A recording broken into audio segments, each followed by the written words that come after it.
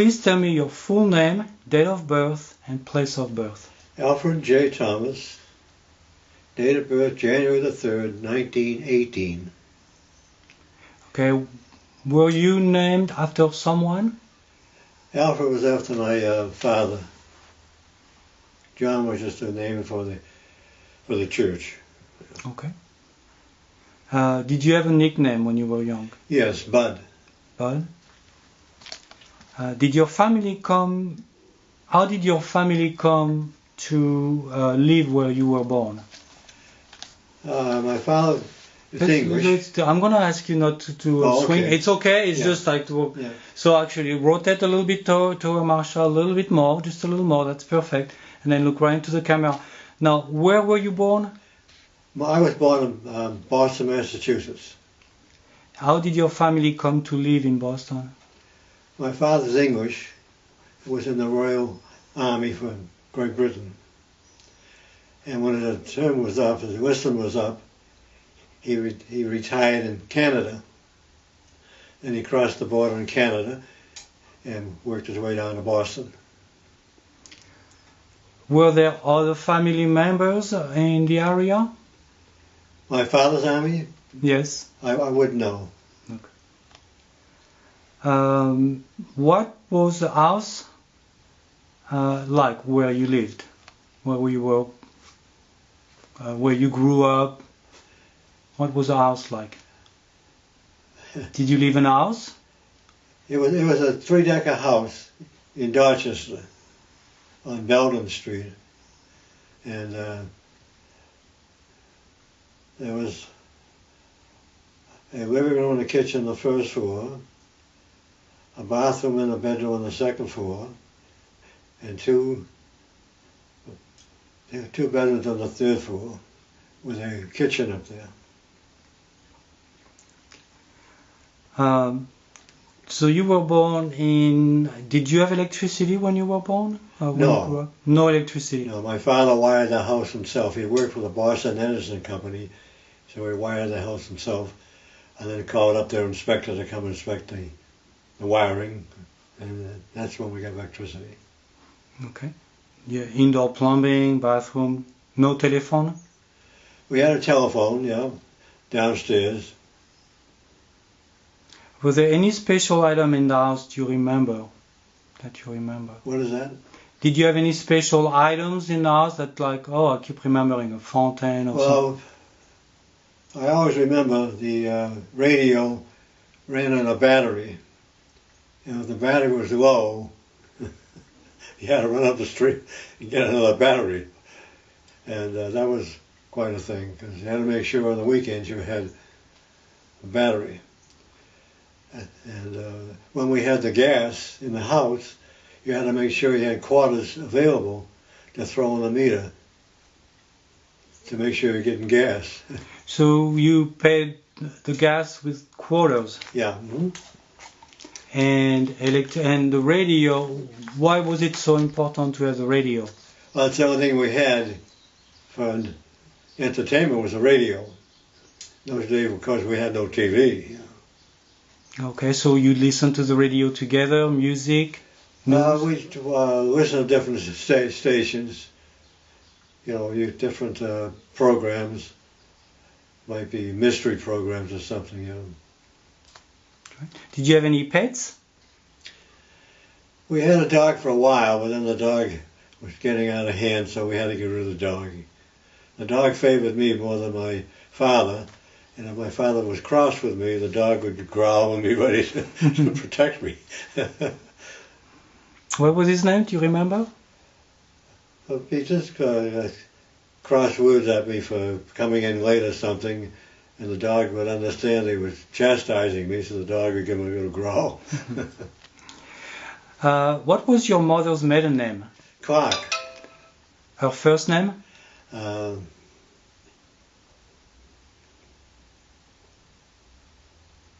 I don't. I really don't remember. Okay. Do you know where she was born and what year? Well, she was born in, as far as I know, she was born in Milton, Massachusetts. Do you know where she grew up? Where she could come from? She grew London? up as her parents died when she was young, so she lived in Milton with friends. She lived there for quite a while. Do you remember vaguely what kind of person she was? Well, she was about 17 years younger than my father was. And then she had all my brothers and sisters. I had 3 brothers and 3 sisters. That's a big family. Mhm. Get pretty busy. Did she work? Did she have a job? No. Okay. So she took care of you. Yeah. What is your favorite memory of your mother? Well, if you have one. I don't know. I should even talk about that. Should I, Masha? Is Masha there? Yeah. Okay. Well, my mother He was said a much younger than my favorite, father, and she Daddy, she made what? a favorite. Think of something nice. Your favorite memory of her. Think Well, about something. whatever you feel like saying, and if you don't feel like saying it, we'll skip to the next question. Yeah, let's skip that. Yeah. Okay. How old were you when she passed away? When my mother passed away? Yes.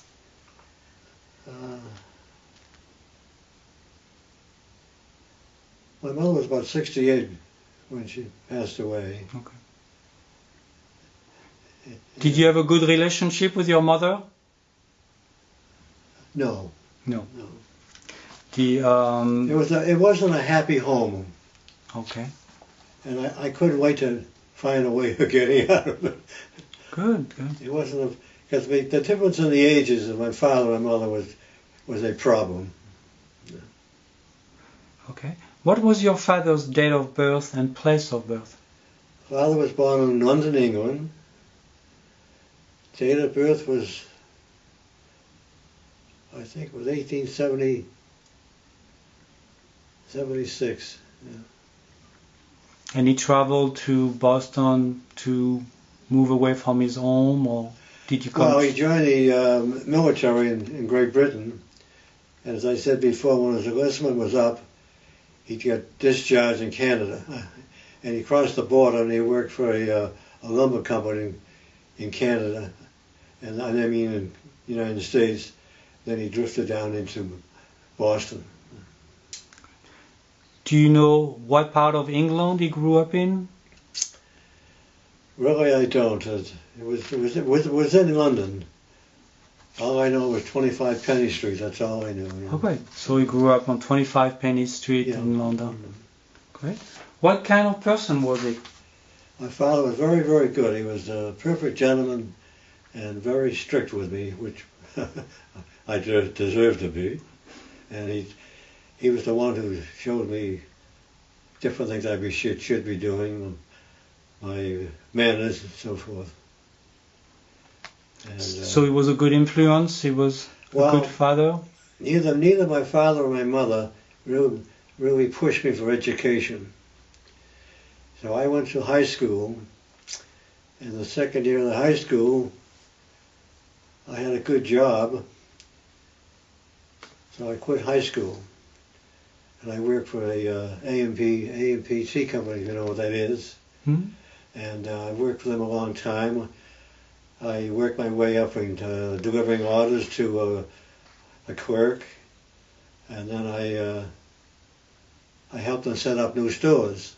They sent me to a location. In those days, was just starting big supermarkets. So they give me the plans to set up the stores, and I would do that.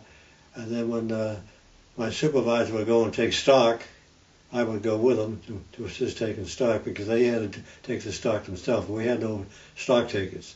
So the supervisor had to take stock. It was a two-man job, so I worked with him on that. And he was very good and kind to me. He always made sure I had gas in my car and so forth, which was good. So my best friend worked in we both worked in the market in Roslindale, Massachusetts. And it was the first A&P with a liquor store within the store. And my best friend worked in the vegetable and fruit department. So one morning he came in, he says, I'm going to go on a cruise in the Navy. We both joined the reserves. And I said, well, when are you going? Well, I'm going to go down to Norfolk. We're going to go on a destroyer on a cruise. So I said, I'm going to go with you.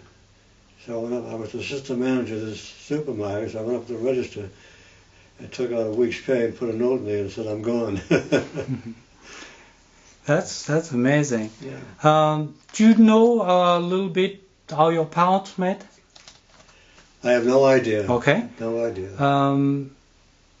Did they tell you stories of their family? For instance, your father was far away from his family. Did he tell you? I think he had a sister. I don't know. My father was very quiet about where he came from. And the only thing we do know was his mother.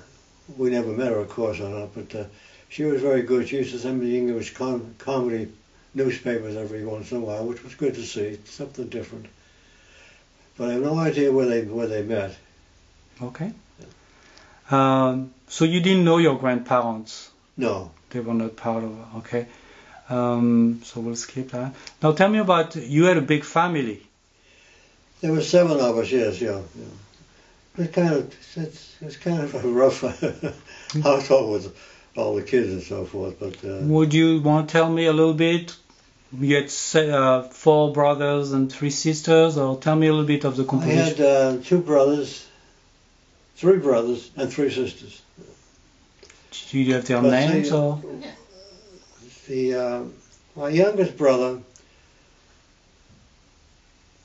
Well, I might as well tell you. My mother deserted us. She went away with a man, and she had a baby with him. And then she wanted to come back. So my father put it up to a vote. So I like peace and quiet, so I voted no, which didn't make people happy, but I just couldn't live in a house that was all upset all the time. I just couldn't do it. So she came home, and the baby died. The baby died very, very young. And then my older sister would be 98 right now. My next sister was just passed away last year at 95. And one kept the family going. She left school, and she kept the family going, which was a big thing to do because those days money was scarce. My father didn't make. I made as much as my father did. My father worked at the company, made about $25 a week, and I worked at the A&P, and I was making $27 a week. Of course, I had to contribute to the house, but she had to give up school.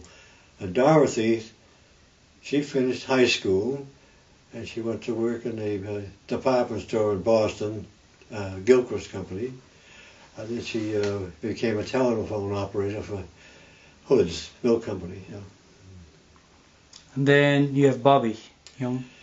Bobby, I didn't have much connection with Bobby. All I remember about Bobby is my father would buy him hockey equipment, which he would never buy me. My father would enter with sports with my brother. And when my brother got in trouble or was drinking or something, my father would say to me, he's up the street, but you go up and get him. I said, he's not coming home for me. I'll go get him if I can. I'd go up and raise hell, and he might follow me home. Then my other brother was too young for any trouble to get into. Billy, your younger brother was Billy? Billy, yeah. Mm-hmm. Billy is now in Las Vegas. He joined the Air Force during the war, and then he, after he was discharged, after 20 years, he worked for the post office. He married a Japanese girl, and they had 2 daughters, and they live right outside of the Vegas Strip. Okay. So you were 6 children in the family? Yeah. Mm-hmm. And then you had Barbara, one of the sisters was Barbara. Barbara was always trying to find herself. She's running around wild, and with some other, wasn't much help to anybody. Then she finally got married and moved down to Florida. She had 2 children. She had one child that was deformed with a large head, and I think he lived about 3 or 4 years and passed away. What kind of work did your father do? he worked for the Edison Company, and then his job was, the first job was he was a chauffeur for the staff, and then he worked in one department that was, in those days they pumped out homes. They had more pumping trucks than anything else, and he'd be pumping out homes during the day, and then at night if there was an emergency, he'd be the first one they call, and he'd call his partner up, and they'd go around pumping out. And I went with him a couple of times to see what was going on, and then down at, what I remember, down at the South Station, right outside of the South Station is a manhole, and it was smoking, so my father went down and exploded. He got burned quite a bit, but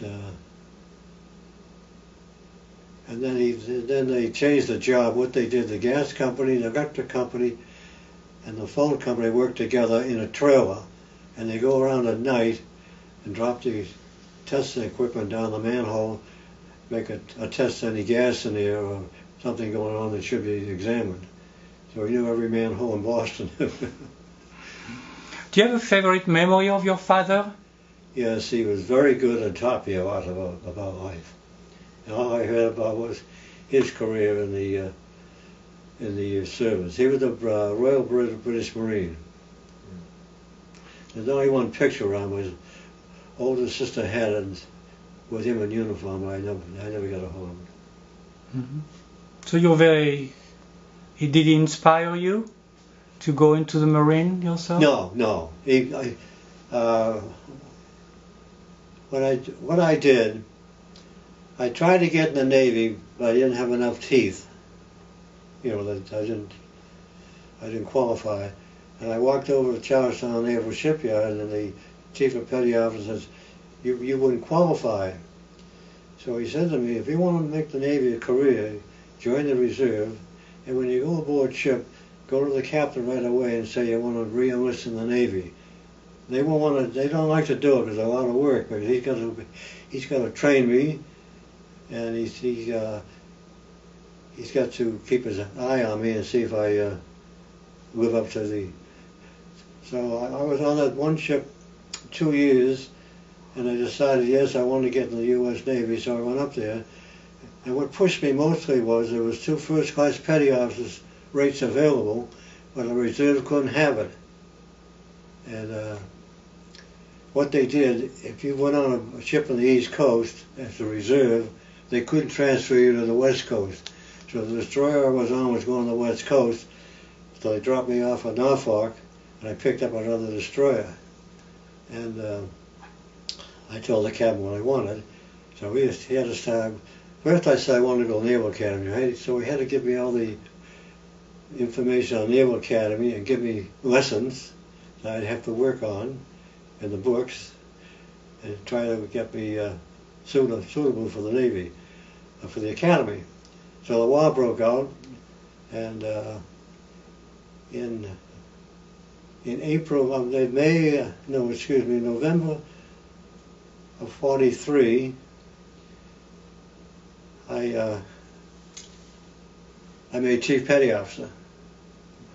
When I was less than I think it was 4 or 5 years from nothing to Chief Petty Officer. So I came to Boston Naval Shipyard. We had duty in Reykjavik, Iceland for 2 years. So we came to Boston because we had our lifeboats blown off and our mask torn off. We had no mask and no lifeboats. We came to Boston, and we were in dry dock, and I put on a chief's uniform. I had to take a rowboat to get home. So I was thinking of the girl that I was going to marry. I hadn't dated her or anything. It was on my mind. At one time aboard a ship in the North Atlantic, I almost got washed over the side, and I'm hanging on the side of the ship, and I was thinking of her. So it was the first thing I got to do when I get home, give her a call, so that's what I did. But we decided to get married the next time. So in April, we came back into Boston. I had orders from a pinstripe. You know what a pinstripe is? Well, a warrant officer wears a full stripe a broken stripe and a pinstripe. It's half the size, very, very small. I got pictures of it. I'll show you. And I could wear it as a pinstriper. But no sooner I got that, and I got orders to be an ensign. So that was the stepping stone. Okay.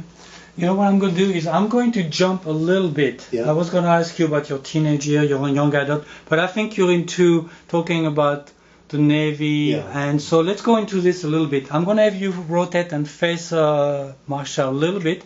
That's perfect. Turn a little bit Turn a more. little Just on the chair. Towards me, Dad. Turn Yes. the chair a little. Yeah, that's perfect like that, and you're going to look. Now, you started as reserve, At the bottom of the barrel. correct? From there, you ended up, due to the war, you ended up on ships. Yeah. And you were just telling me about a story about you almost fell off the boat? Well, say at night, the oiler has to get down the shaft alleys, make sure you oil the shafts weren't overheating. And you just climb up the ladder and you hang on. We had a trolley with just like you have in the subway. And we had to hang on to the trolley to go back to the back of the ship to get to the shaft alleys. You had to hang on to that. So sometimes you get heavy seas, it winds you over. So I must have let go, and I stood over the side. I'm hanging on to the stanchion. I said, geez, nobody's going to know where the hell I'm at. So next time I pulled myself up, and that's when I started thinking about my future wife. I knew her, but we all knew her where we grew up, and we hung around with teenagers, but I never made a move towards her at all. But as soon as I came back from the trip, I called her up right away. We started dating. Good. You know, let's just... When I was going to ship over, and I knew there was first class rates available, I said to the executive officer, you put the papers down there discharging me from the Naval Reserve, and right next to it, give me the first class. So they agreed on it, so I got the first class. Can you explain to me what the first class means? I'm It's the sorry. First class petty officer. It's usually the anchor in 3 stripes is the first class petty officer. Could be a boatswain's mate, could be a electrician, could be a navigator. I was an engineer, so mine was a first class machinist mate. What was your responsibility then? What were you doing? As first class machinist mate, you have charge of one engineering space. I was charged of the forward engine room. That was my responsibility to keep all the machinery repaired. And when we were told to light off in an emergency, I could do it by myself, or I'd be waiting for the crew to show up, and I could start lighting off right away. So you got discharged from the reserve, Yeah. became... First class petty officer. what happened after that? Then I went to a chief petty officer, then a pinstriper, and then I made ensign. And when you make a commission as ensign, that's like a second lieutenant in the Army. So a Mustang is somebody who came up through the ranks. And a lot of people objected to it. Like you might have a commanding officer that didn't like a Mustang, he wanted a Naval Academy graduate. And if the position come you were competing with a Naval Academy graduate, they didn't like it. So if you won over the Naval Academy graduate, they didn't go for that at all. In fact, when I made lieutenant, I was on the list. The Naval Academy men were below me. They wouldn't even speak to me. They just bypass you, you know. And I went to one commanding officer. Every time I got transferred, one commanding officer, I went to the naval school in Newport, Rhode Island, where they trained college graduates to be officers. I had charge of the engineering school. When my commanding officer said, "Oh, I don't want you. I'd be my guest, call Washington," because I knew what the answer could be in Washington. He was sent there for a purpose, and you got him. And And everything that came up, no matter what job came up, one job I had in the Fargo building, and they called me in Washington. We're going to transfer you to a destroyer squadron, a squadron engineer in Boston, South Boston. Can you handle the job? I'd say, South Boston, I can handle it. So that worked out good. So when they told me they wanted me charged at engineering in the officers candidate school, they said to me, can you rewrite the curriculum and could you handle the school? I said, where is it? Newport, Rhode Island. There's no problem at all. Well, I didn't have any experience teaching or anything. So when I went there, the commanding officer says, well, we'd like a Naval Academy. I said, be my guest, call up. And the same thing when you go aboard ship. You know, there's always a feeling between the Naval Academy and the Reserve, I mean the Mustangs. You know, so it's always a battle. It's always... So you were in the war, correct? Did you? Yes. Did you fight in so First World War, Second World War? I was on the destroyer. I was on the USS Badger 126, and we stripped the turbines, so we went to the York Seas. Those 04 Stacker destroyers, they put back in commission. They gave 50 to Great Britain, and they put them back in commission, and we served on them. And they're very small. They only weighed about 1,100 tons, and they only carried about 125 men. But they were very fast. We could do about 35 knots, and the steam pressure was only 100 pounds, which is almost impossible. So I was on it quite a long time. I thought I owned the ship. I knew so much about it. They'd be asking me everything, because I stayed aboard. The first year I was for the ship, my best friend was on the ship with me, and he decided he didn't want the Navy as a career, and his term was up as a reserve, so he got out. So there I am. He said, you coming home? I said, no, I'm going to stay right here. So I stayed in Norfolk, and I stayed with a first-class petty officer, so I knew that ship forwards and backwards, and nobody could get in between me and the ship. So it worked out good. Now, you started with your best friend, it seems? Your best friend, and you decided to go into... Well, the year before, we went on a destroyer out of Boston. Can I ask you, what year was this? What year? It was a destroyer. And what year? What, the 19... That was 1939. Yeah, I joined the reserves in 1938. So 39 we went on a cruise on a destroyer out of Boston. And the following year we went on a cruise on the battleship Wyoming. And then we decided this was good. So that's when he decided, if the list was up in Norfolk, he had a chance to, he didn't want to be Navy. So I decided, well, I'm not going, I'm going to stay aboard ship. I just didn't want to go home. So I stayed aboard ship, and I studied that ship, and I must have asked 50,000 questions to the first class petty officer in charge. We became very good friends, and all I remember about him when the chief petty officer billets came available, he said to the chief engineer, if you don't rate Thomas, you're crazy, because he knows more about this ship than he did, which was good. So I got that, and then when I went from ensign to JG, that was practically automatic on your fitness reports, and you got to watch out for your fitness reports, because if you get a Naval Academy captain, and you get the unsatisfactory fitness report, you could go to Washington, and you could have one fitness report pulled if the others are all good. So I went down when I made lieutenant. When the girl came out with my fitness report, she says, boys, anybody will want these. And I looked at them, they're all outstanding. So I said, well, that's good. So when I made lieutenant, I went to Boston, and I worked in the Fargo building for the superintendent of naval materiel. That's for the contractor in the area on government contracts. I had charge of every contractor who had classified material. So if a new contractor got a classified contract, he had to do certain things. Had to have certain type of security, like safes and so forth, and I had to be cleared top secret by not only the Navy but the Atomic Energy Commission. And I would go around to all these plants and inspect them, and if it was something new, I would set them up with security. And I would do that. I did that for 4 years. And my captain said, I went down to Washington getting you an extension. I said, I beat you to it. I called them up. I got to get out of here, because at that time you had to put in so many years for the next rank.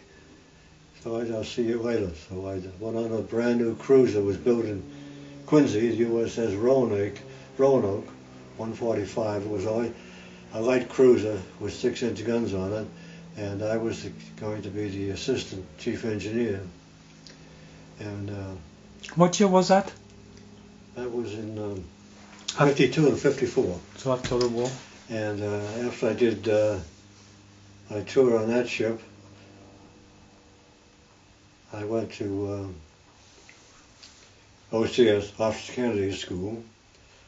And then when I kept studying, I studied a lot. I must have took 25 correspondence courses.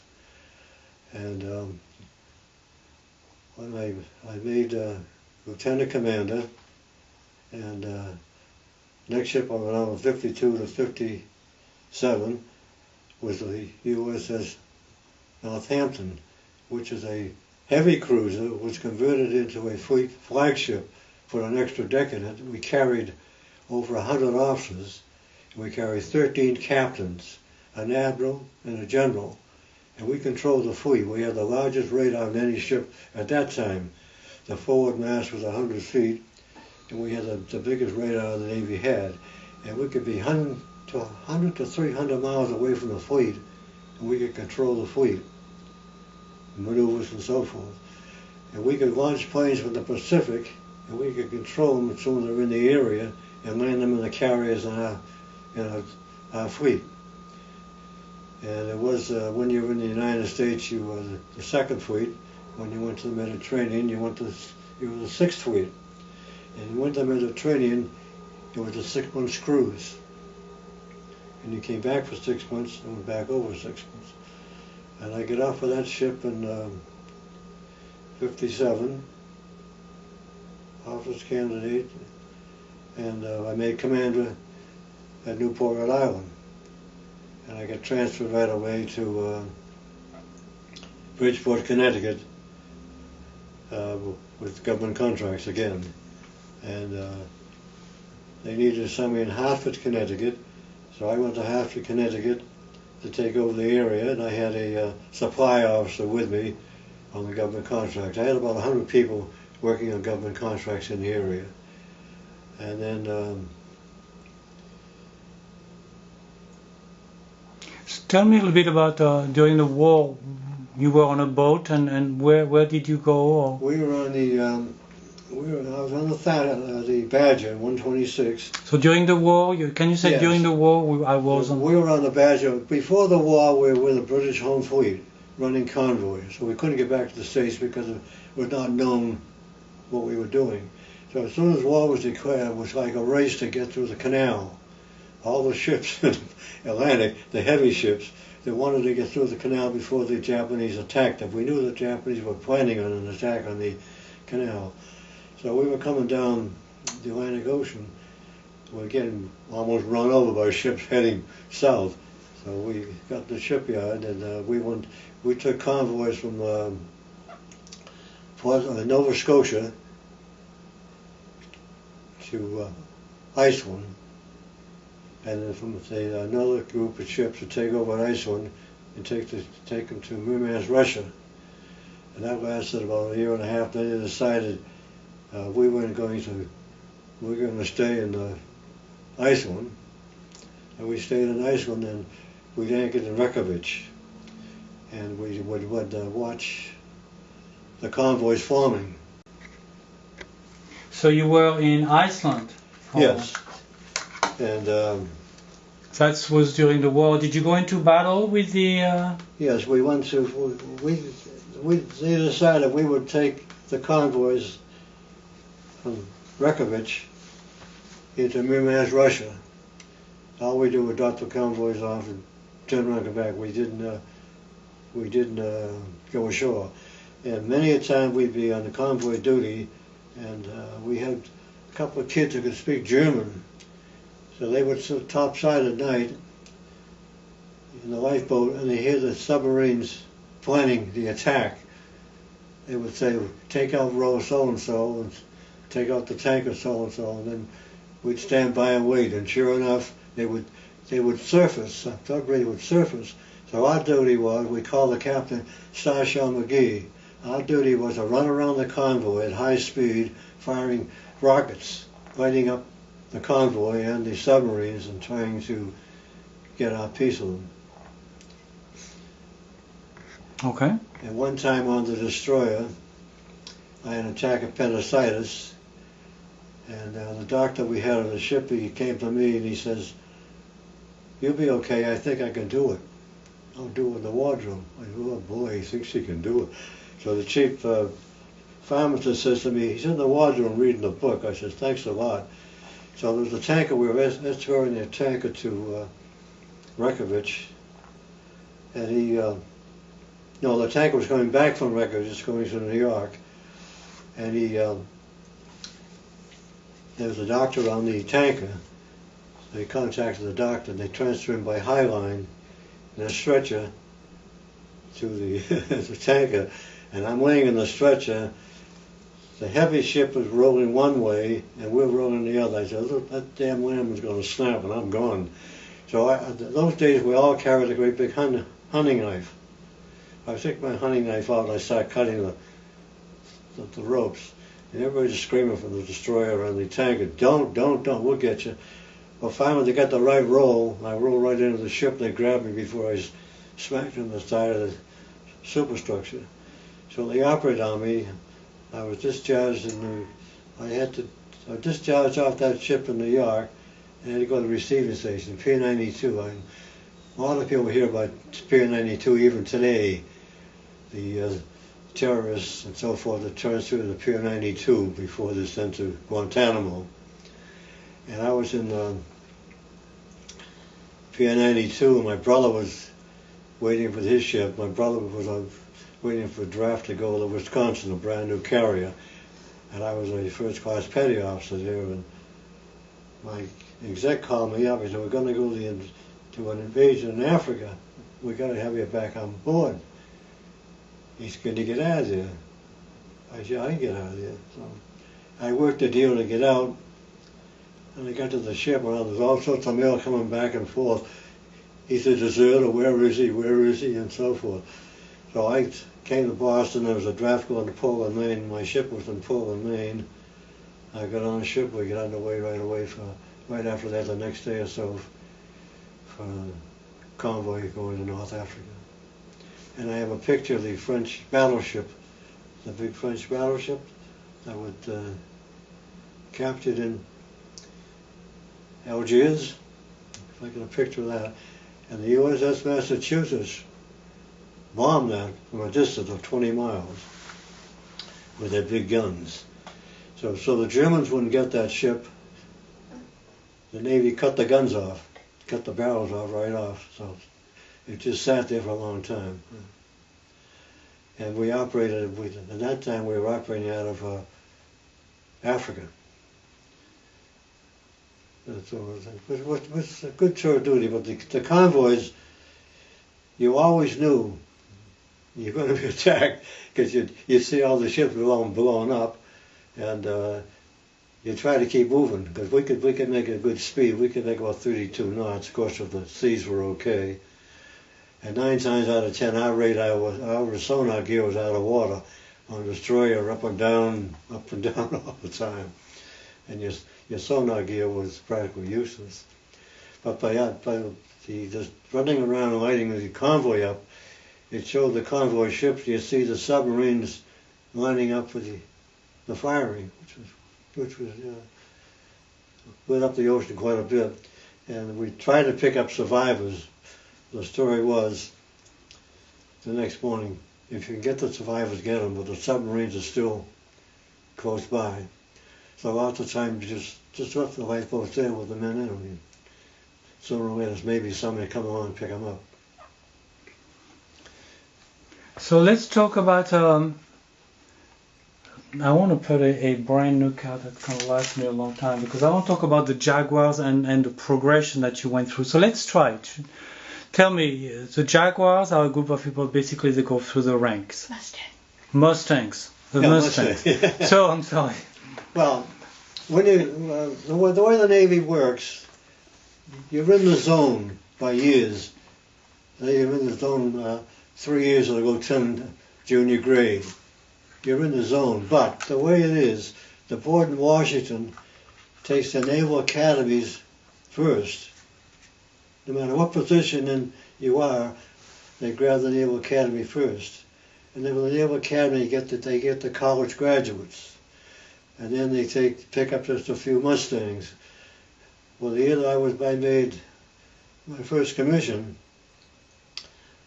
there was only 2 Mustangs on the list, and we were ahead of all the Naval Academy, which is not good.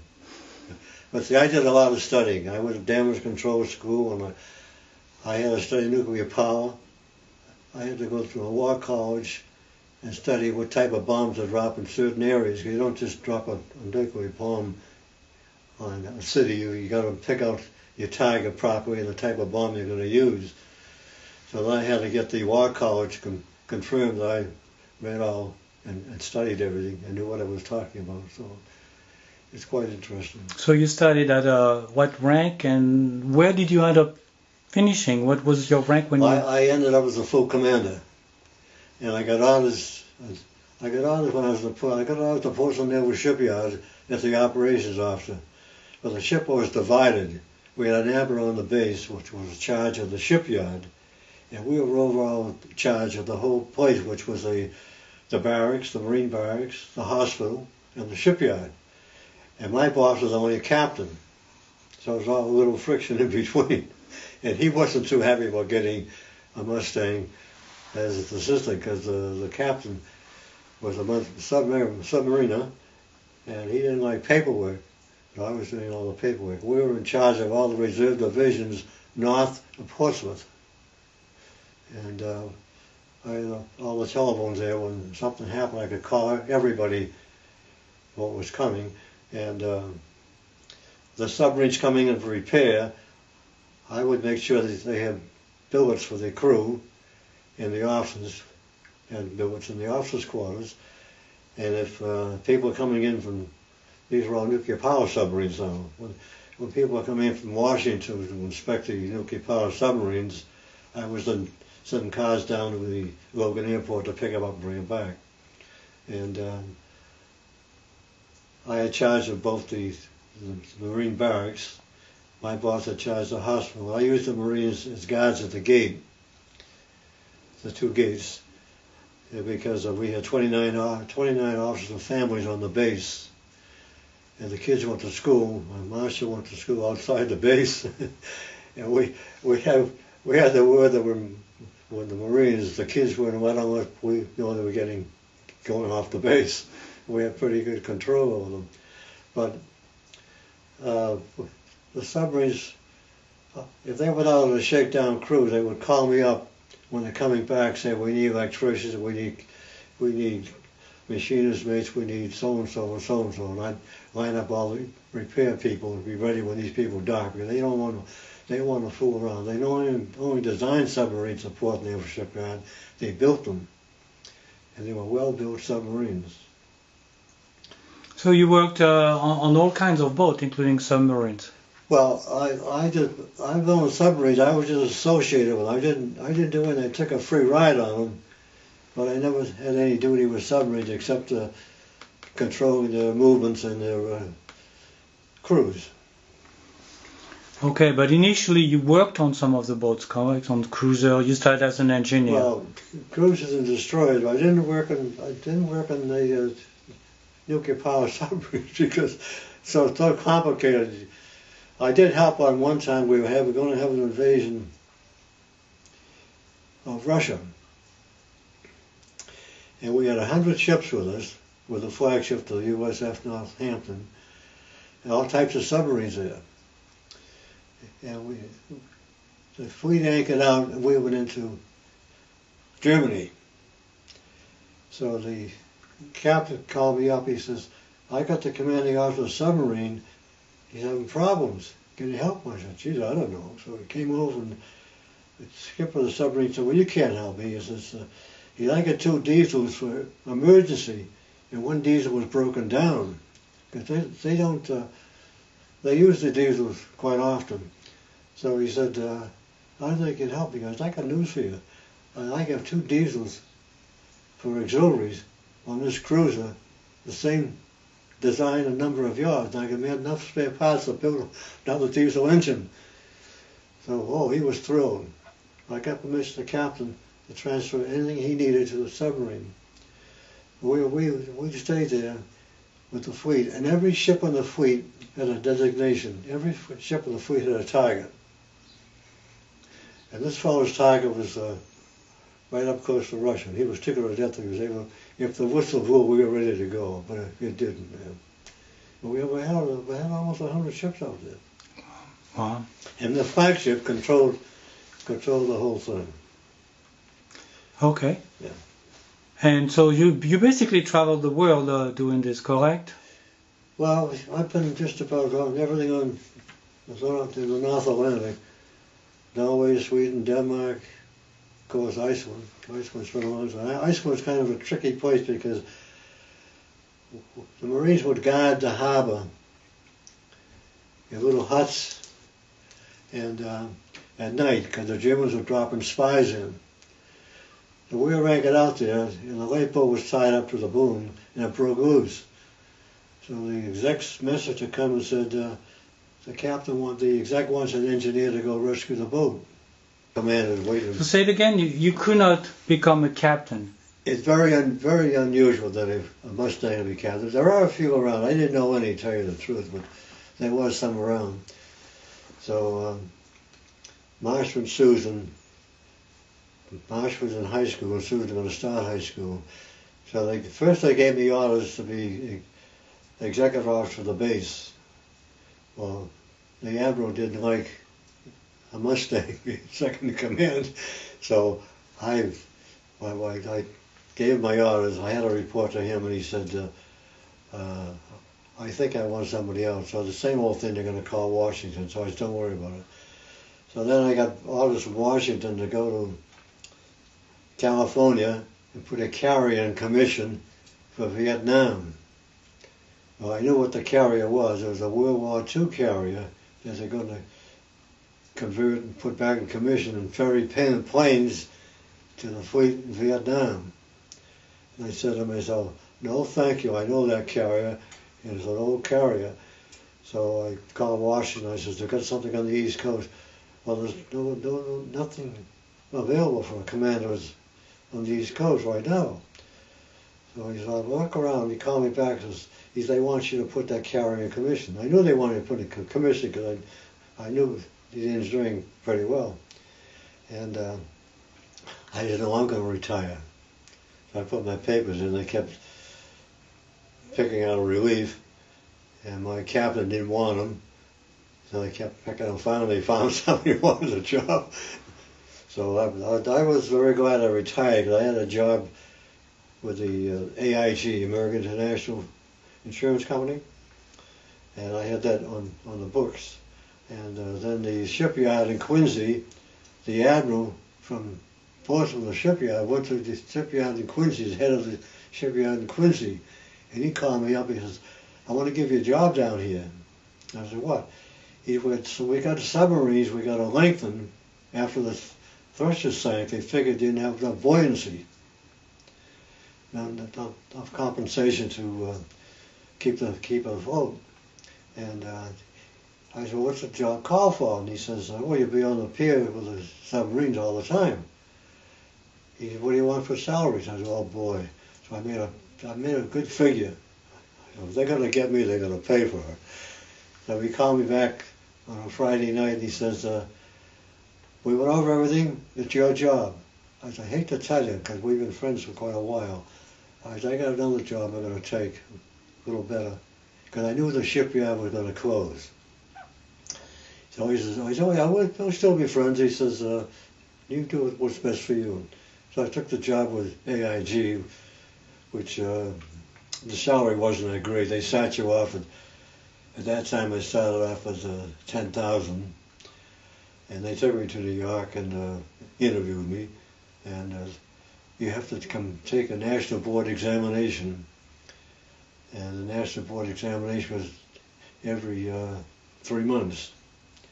So in Boston, this was April, and in Boston, it was about a week away. I didn't know what the hell it was about.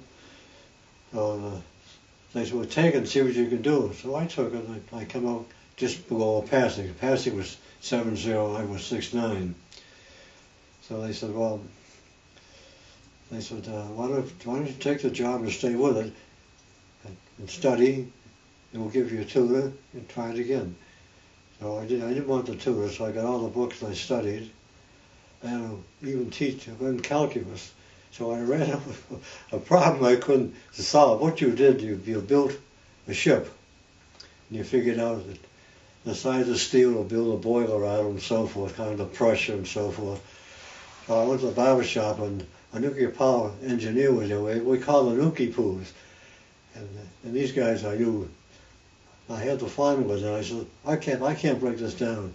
He looked at it, and 30 seconds he had figured out, step by step. So after that I could start from scratch and knew what I was doing. So after all that studying, and then you take you go up to the National Board in Commonwealth Avenue, take the exam, and I did okay. And then the next week you take the oral exam. There's 100 questions they ask you.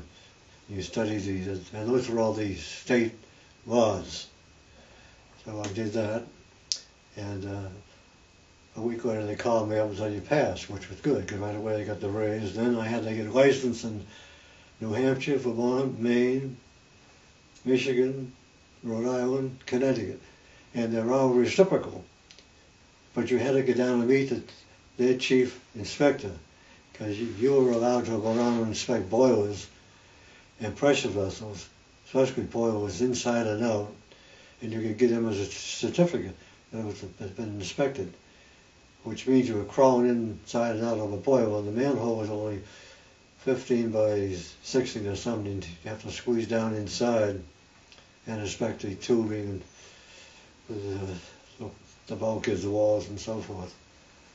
And one time I was down into where you lay down inside, you examine all the tubes and everything, and some clown outside opened the blow-down valve, and the steam was coming in like that. I had to rush out. So after that, I made sure there was one guy standing by those valves when they weren't touched accidentally. So you went from, how many years were you in the Navy? 26. So you did 26 years in the Navy. Decided to leave the Navy because you could not go any further. I didn't think I had in my mind I'd be up for captain, and if you passed over twice, you're going to retire. So I'm not going to sit by and be in competition with commanders who are Naval Academy, because you know they're the top of the list. They're the first ones they choose. So I said, no, thank you. He said it was time.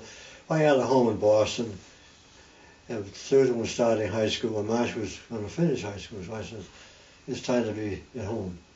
Okay. We're going to talk about all the family and being on the Navy in a minute. So so how did you end up getting that job, AIG? Did you know somebody?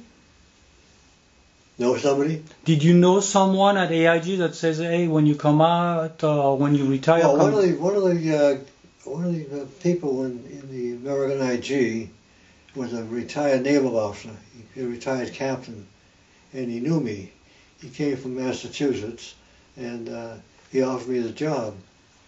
He told me what it was all about and everything. I said, well, let's give it a crack. So there was a lot of studying it took, because you had to know an awful lot about constructing a boiler and constructing a power plant, because that's what you inspect in nuclear power plants. And, so your job at AIG was you inspected power plants? Yeah, I didn't know that, so what I knew was all I had to do, and then you had to, one of the problems was to build a boiler. type of steel you're going to use, the thickness of the steel, the pressure of the boiler, and so forth, and how many openings on the boiler. And every time you cut an opening in the boiler, you have to consider, can it still hold the same pressure? And those boilers, when I was with AIG, we were going with high pressure boilers, probably 500 pounds or 1,000 pounds. And a lot of these plants would have like 10 or 15 boilers in line. And one company had made O-rings for the auto industry, but the home office in Portsmouth was in New Hampshire. So we could have the contract if I inspected the boilers in Michigan. So I went to Michigan on one trip and I got a hold of the chief inspector and I said, why don't you inspect the boilers in Michigan and the insurance company will pay you for it? Because instead of flying me out there for 2 days and flying back and putting me up there, I figured it'd be cheaper for the insurance company to pay them the distance, because we all had the same qualifications. Yeah. So as soon as you get transferred, the next ship is the best ship you've been on. Yeah. So you didn't got a lot of ties and... Well, see, I didn't drink. Okay. And when they wanted to share in the afternoon, the officers club to have drinks and so forth, I didn't go with them. But if they went out to dinner at night at the officers club, I would join them. But at OCS, what they were using the same book the Naval Academy was using in a 4-year course. So what I did, I condensed it down to a introduction course. Review this, because that's important. So, you changed the course, or that they were taking your face marshal a little bit? The books they used in the Naval Academy for engineering, when they were using at OCS, and it's a very difficult, detailed book. So what I did, I broke it down very simple. Different types of turbines, different types of pumps, different types of machinery, different types of controls. And it was very satisfactory with him. And my captain, of course, he didn't want a Mustang. He says, well, they'll fly you down to Washington and go through it on you, but you won't have any chance. You won't get yours approved, because each department was submitting new courses. So they called me up and said, don't bother coming down, it's approved as is. Well, the captain didn't like that. He said, who do you know in Washington? He's the chief of naval personnel, which I knew. He was one of my captains, and he knew me. So they ended up using your information, the book that you put together, to train other people? Yeah, we get all these college students going for a commission. And we had a building for each department. I had one building for engineering, I had one for gunnery, one for seamanship, and so forth. And I had 12 instructors. And what we did, we gave instruction every day, and once a week we gave them examination. When we found out, as they were passing one group going in and one group going out, they gave them the answers to the questions. So I changed it. Well, my instructors didn't even know what the examinations were going to get to they were sitting down. Then we give them the examination. It made all the difference in the world. And we had a disenrollment board every month. And we go to the disenrollment board, and a name would come up, and all the department heads would either vote up or down. Well, if I voted down, that means he's going to be reviewed and probably bounce back to college. So next thing you know, the captain took me off the board, because we had all sorts of, college graduates, and we had one of the nuclear power submarines admiral, grandson there, and he wasn't doing so good. So when his day come up, I gave him a thumbs down because he wasn't passing the course. The next thing I know, I'm off the board. Well, that was good. But it was tough because I never teach before, so I used to to give an officer a day off, I'd take over the class. So then I would say to them, if you want extra time in any department, whether it's gunnery, seamanship, whatever you want, come in. Well, I was getting overloaded at night because I lived down there. I had all these kids and I concentrated mostly on engineering. But they came up with a gunnery question. I'd have the question for you next session. For seamanship, I'd get the answer. And when they came in for classes, I'd have the answer for them. But they enjoyed it, because they'd come to me and say, when are you going to have another class? I tried to relax them. I didn't have them jump up and salute me when they wanted to ask a question. I let them relax, I let them smoke, and they enjoyed it. Great. Of course, he found out, but he didn't like it. Oh, sorry. As a fleet That's good, that's good. As a fleet flagship, we had 13 captains on it, and an admiral and a general. So what it was, we had somebody who was each one was a specialist in their own field, like maybe gunnery, it could be navigation and so forth. So I had a cabin on the main deck, which was the chief engineer's cabin, and I had a sitting room and my own private bath. So the exec came to me, he said, you're going to have to move out of that. I said, you can't move me. I said, the Navy rigs, you can't move me. He said, what do you mean? I'm the exec. I said, you can't move me. He said, I'll go to the captain. So the captain called me up. And the captain said, what's the story? I said, in that cabin of mine, I have every phone to every station in the engineering department and to your bridge. I says, and I got to have it. So I turned around to the exec and I says, there's only 2 men on the ship that can go to the captain direct. That's the executive officer, the chief engineer. I don't have to go through you to go see the captain. With the captain, I can go right to him. So he didn't like that. He's okay, I'll get you sometime. I says, many people have tried.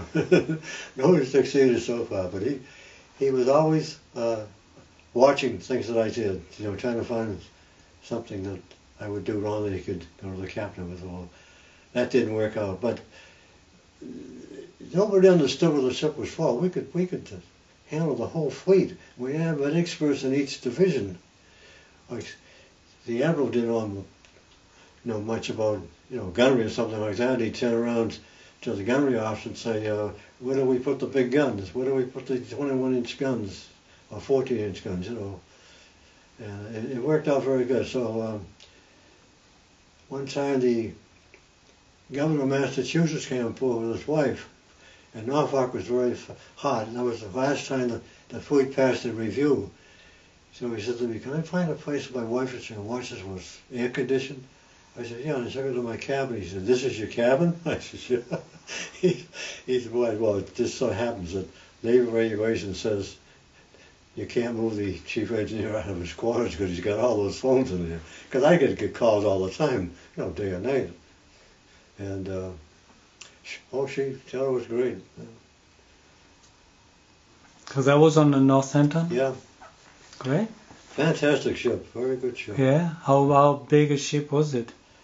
Well, it was a heavy cruiser that was going to go in commission. The war was over, so they decided to make it on the fleet flagship. So they took it in Quincy and raised the deck well and put an extra deck in it. And we carried 100 officers and 13 captains, an admiral and a general. And at the time you were chief engineer? Yeah. Mm-hmm. Mm-hmm. Okay. And the way I got that job, I went to Washington, and I was trying to get a ship. At first they said, there's 2 cruisers in Boston, try them out. So I went aboard the ship, and I talked to the crew, and I found out that the captain was tough, and he had already passed over 2 chief engineers, and then the Northampton was in Norfolk, so I went to Northampton. So in the meantime, I stopped off at Washington. I'm going by the personnel officer, and this captain came by me and he said, what the hell are you doing here? I said, I'm trying to find a ship. He said, come with me. I walked in, he turned around to the duty officer, he says, put this guy on my ship as chief engineer. Because we knew each other and we got along great, so it was good duty for me and good duty for him. Because I knew as chief engineer of the Northampton, making commander was an in, no problem at all. Great. And so what is the story about the 2 people that you just told me? Oh, you wanted to know about who he grew up with and went into the service with? Yeah, we're going to go back to that. Okay, that's I think I'm going to do his youth and stuff. Is there any other story? Let's say you were to like you went to talk to Maddie, I think, recently, and you talked about going into the army. What do you find, or the Navy, what did it bring you? Is there anything that you really feel that gave you? Well, the reserve taught us a lot about the Navy. I like the system, and I like the whole build-up of it. You know, it was more or less. It wasn't really a strict Navy. It was sort of easygoing. You're very close to everybody. You're close to everybody on watch with you and all the other people. You knew everybody by name, even if they're on the deck or whatever. You knew them. Very, very close. But in the cruiser, it's a little different because it's a stricter Navy. Everything is done by the bugle. You had to know your calls. You wouldn't know when payday was. Because everything was done with the boats, and so the boats again, blow away different things that the captain wanted to know and so forth. So were you always in the engineering part, or when you ended up commander, you didn't do any engineering at that time? I didn't know anything about engineering at all. I asked so many questions, I drove people crazy. Okay, but you started as an engineer, or you started and then you built to be an engineer. Yeah, you became the chief engineer. Then you ended up as a commander. I was a commander, and what I was doing, if you're a Mustang, they try to put you in a position like an LDO, limited duty officer. They wanted to make me a limited duty officer, which meant only billets I could hold was engineering billets. And I said, no, I'm going to be a naval officer. I'm going to be a general naval officer, which means I'm qualified for anything you want to put me in. That's why I got officers candidate school. And some of these commands I had in Hartford, Connecticut, and Bridgeport, and Springfield, Massachusetts. So when you kept going, you went away from engineering and more towards the commanding. Yeah, like government contracts. You got to earn government contracts. At the time, were you on ships or were you on land? Shore duty. Yeah. So you were on shore. And I was at sea from 39 to 44. I got my first tour of duty. Okay, so from 39 to 44 you were on ship. Yeah. And then after that you were on shore. Yeah. And then went to different... You alternated. See, like you did so many years of shore duty, and then you went back to sea, and then you came back again. And from the lieutenant to lieutenant commander was 2 years at sea, and back 2 years.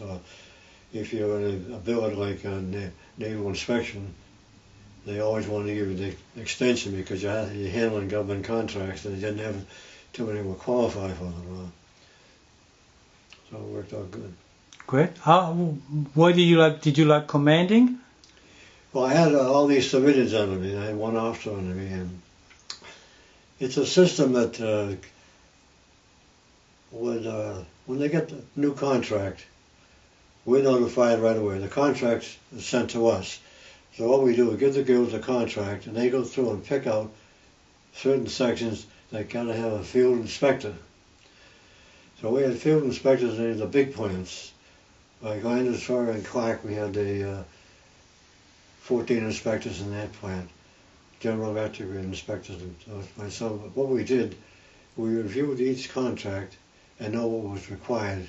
Inspections required were very important. Types of inspections report. Was it a submerged inspection on the equipment? Was it operating hours and equipment? So we were inspecting radars, turbines, pumps, anything that had a contract. It was classified. We had to make sure we were doing it right. So lots of times they couldn't do it. There'd be a waiting list to send it to a lab for a water test. So we had a tank built and put in my office complex so we could do a submerged test, put it underwater for so many hours and see how it works after that. And lots of times you get a contract, you bid on a contract, they got the contract, they didn't know, the first thing about it. So when they had the big flood in Connecticut, we were given contracts, raw contracts, and calling manufacturers to look at them and see if they could bid on it. So lots of times I put things on my desk, on my table, that they were bidding on. And I'd say, you know what that is? No, they don't know what it was. It might be a mine device. It's a very complicated mine device that could pick up, it'd be a pressure device that could pick up a heavy ship from a light ship, you know, to expose the mine. And they look at it, pick it up, and turn it over and everything else. And I knew damn right well they had to start from scratch. So a lot of times we approved of the chief engineer that they were hiring to make the final inspections. But everything had to be inspected before it was shipped. And that was your job then? Yeah, well, we would ship ammunition to the depot, say out in Arizona, and I would call up in a lot of the trains, the freight cars, and I'd find out which way they wanted to go. They wanted to go from the end to the side, so I'd order the freight trains by the whatever they wanted. They could go from the side, fine. I'll go for the end, whatever they wanted, and we inspected, you know, partially. We wouldn't inspect every single piece. We inspected by lots. Lots of times I go out on the loading depot, and they come back and say, all that lot didn't pass inspection. So I go, oh, that's great. So I'd go to the contractor and said, you've got to rework all those lots. There's two ways you can do it. There's another contractor that's doing the same thing as you're doing. You can have them do it, or you can do it. He said, what's the other outcome? I deposit $10 million in a local bank to the federal government, and we'll take it from there. And boy, in fact, I read the letter the other night. It's in my file. He said, I did what you told me. He said, I'm broke. But this is what you had to do, because they're always trying to cheat on the government. Always, you had to watch them very closely, because a lot of material they bypass different inspections, which made it difficult. Going to nail your feet to the spot. Yeah. So just let's go. So you told me you started with a story at the AMP on Oz. Well, I don't know. I'm sure you don't know. The AMP had a system that we had our own mailman, and the mailman would go around to all the AMPs at night and pick up the mail, you know, from the store. And they found out what was going on. If I was in one store and transferred, say, 50 cartons of cigarettes, there'd be a copy in my mailbox and a copy in the mailbox who got the cigarettes. So what happened was, these guys were all wise to that.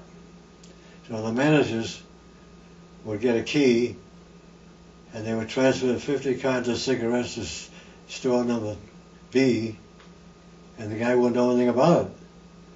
So that store was charged for 50 cartons of cigarettes. So they put a stop to that, and then we had another system.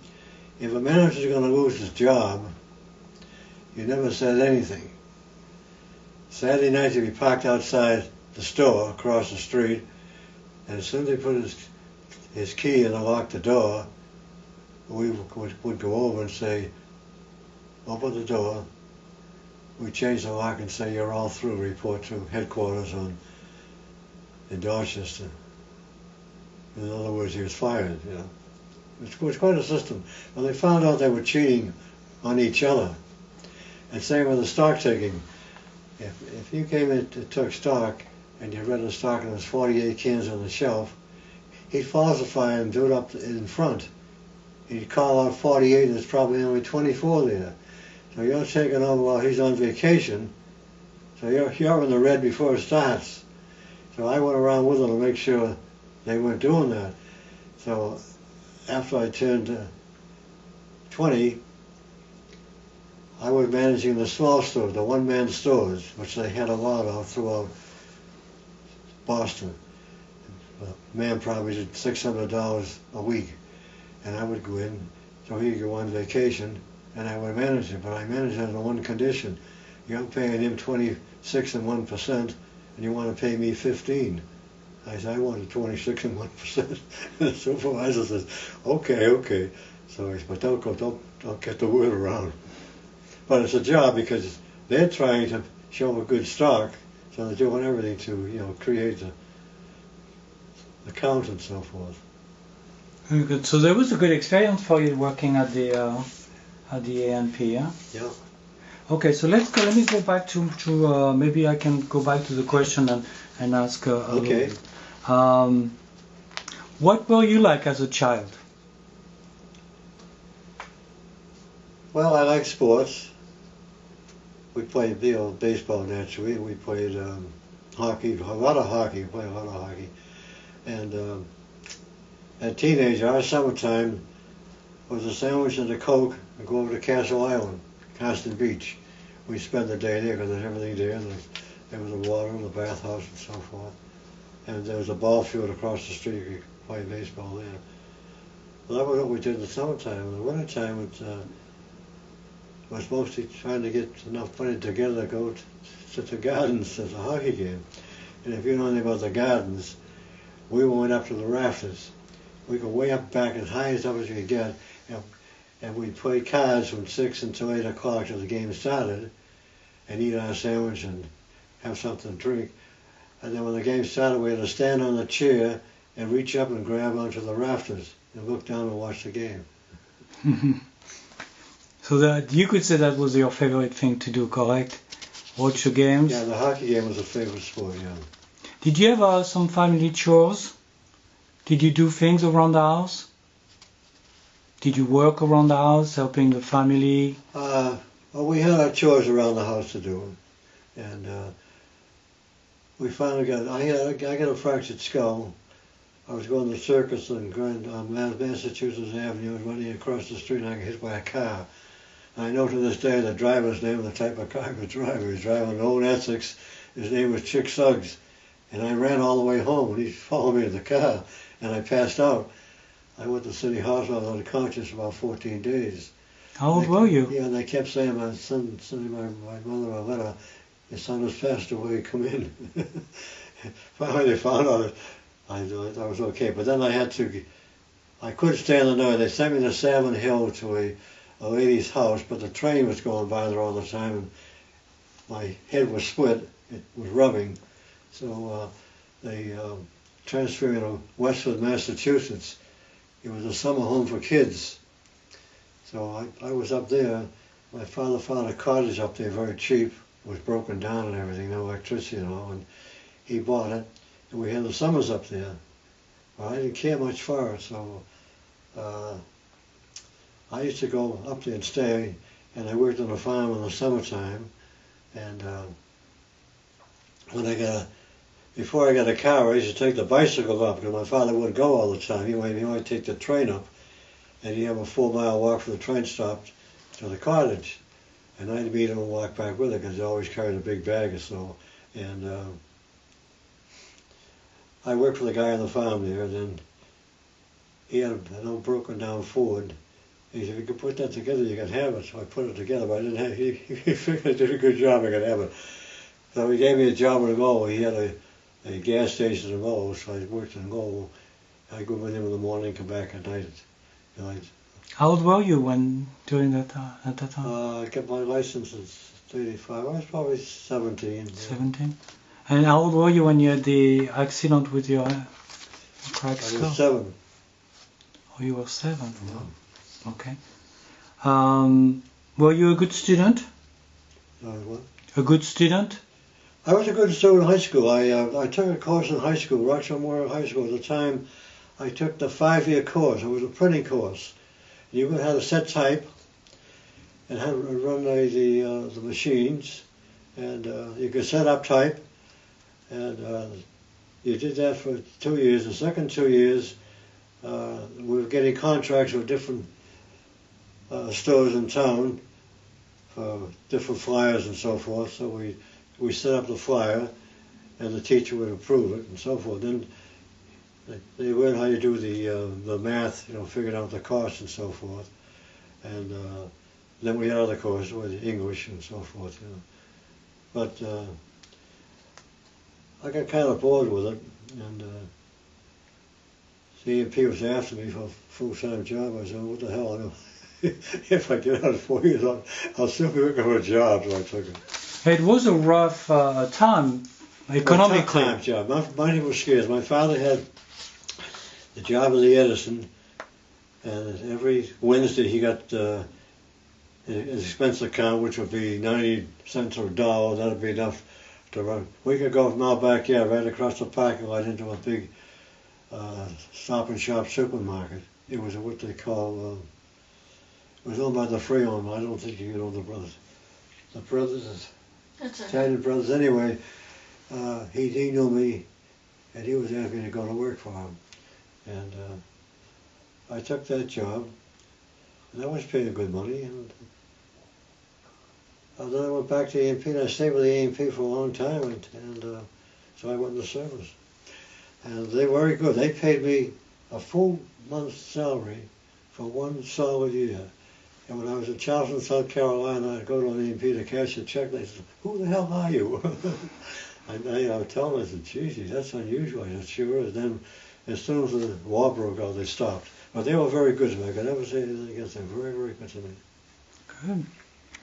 What high school did you attend? I went to Rochelle Memorial High School. It was a brand new high school. It was girls on one side and boys on the other. Now it's a technology school. We had a swimming pool in between. It's a huge high school. It was very good. What were you like as a teenager? Were you rambunctious or troublemaker? Or? No, mostly there was three. My two best friends were, one nickname was Shadow and the other was Wacky. And we stuck. Okay, so slow down. Let's rewind. If you can't stay in the same place. You're wiggling, Dad. I told you should kneel this foot. Bruno's thinking of the picture. Yeah, one's name was Shadow. So you had two friends. Your two best friends. Close, and we stayed very close together. Then we had a place it was sort of a sandwich shop and a broken down little store. We went in and we hung around there. We knew all the people in there, and the guy was very good to us. We could charge a hot dog and so forth, or he'd throw us out. And we said, then there was another gang with us all the time. You know, a bunch of guys all stuck around together, and they all went to hockey games together and different things. Well, what was the name again of your two best friends? Well, their regular names were Jimmy and Jimmy. So we called them Shadow and Wacky. Because Shadow was always sitting to be behind you, so we nicknamed him Shadow. And Wacky was so crazy, doing all so silly, crazy things, so we named him Wacky. Then one other one we had was Doc, so we named him the Doctor. Everybody had a nickname. And you were Buddy? Bud, yeah. Mm-hmm. Bud or Buddy? Yeah, that's with me all the time, yeah. Bud? Yeah. That's cool. What was your your favorite story from high school? Prom or? Well, one story was the band was next door to the English class. And I was in English one day, and a fight broke out in the room. And I went up to break the fight out, and the teacher got me, and he threw me across the hall right into the musicians' room. I hit all the equipment, and I scattered the drums and the bugles and everything else. And I said, "The hell with this, I'm getting out of here. He's not teaching me much anything anyway." But that was quite interesting. But the course I was taking was good. It was teaching you a business, because you had to learn first all the types. The type were all in different boxes. You had to learn the box, the alphabet in each box. You didn't want to be looking just like on a typewriter. You pick them up, and you put them on the little thing you had in your hand, and then you run a test on it. And you can pick out the letters if you misspelled and so forth. Put it together, and then you put it in a frame with lead fillings on the side and tighten them up. And you run a print of that, then you decide what border you want and so forth, and then you just submit it to the contractor who you're doing business with. But it was interesting. That's great. Do you remember any fads or fashion or popular clothing? What was the style when you were a teenager? Well, we didn't have much clothing. No. We either wore a pair of slacks and sports shoes most of the time, and going to school you had on a pair of clean slacks and a shirt, no tie. So the economy at the time, this was a depression, correct? Yeah, everything was tough because everybody was trying to make a dollar. They're running around stealing milk bottles because a lot of the apartments there were multiple apartments, and they leave the milk bottle outside with the money in it. And if you could get in the front door by pressing a few keys, they'd get in and get it. And I had a paper route. That helped me a bit. I was delivering papers with one man for a long time, and finally I bought his route out, and I kept that about 5 or 6 years. It wasn't too big a route, about 110 papers, Sunday papers. I didn't do weekday papers, Sunday papers. And I'd deliver them, and I'd go home and clean up and go around and collect the money. Did you have any favorite music or songs that you remember? No, not really. No, Not really. You were more into sports and hockey. I used to like the radio was completely for stories and so forth, for the family, you know. So did you guys get together and listen to a radio show or stories? No? We had the first TV in the area because my brother-in-law worked for Admiral. And there were other guys that came in at night, Friday nights to watch the fights. So how old were you when you started working? What year? How old were you when you I started? started working for the Imperial, I was about 16. Yeah. But you had a paper route before that. I was doing all this before that, yeah, but say, I got a small car, and I had a license and so forth, so I could start delivering orders in my car, which was good. In the service for a boost. Mm-hmm. That's part of what he was telling Maddie that time, was how being in the service helped him to develop a career. Were you into sports? Were you playing? My two friends were in high school sports, and they finished high school, and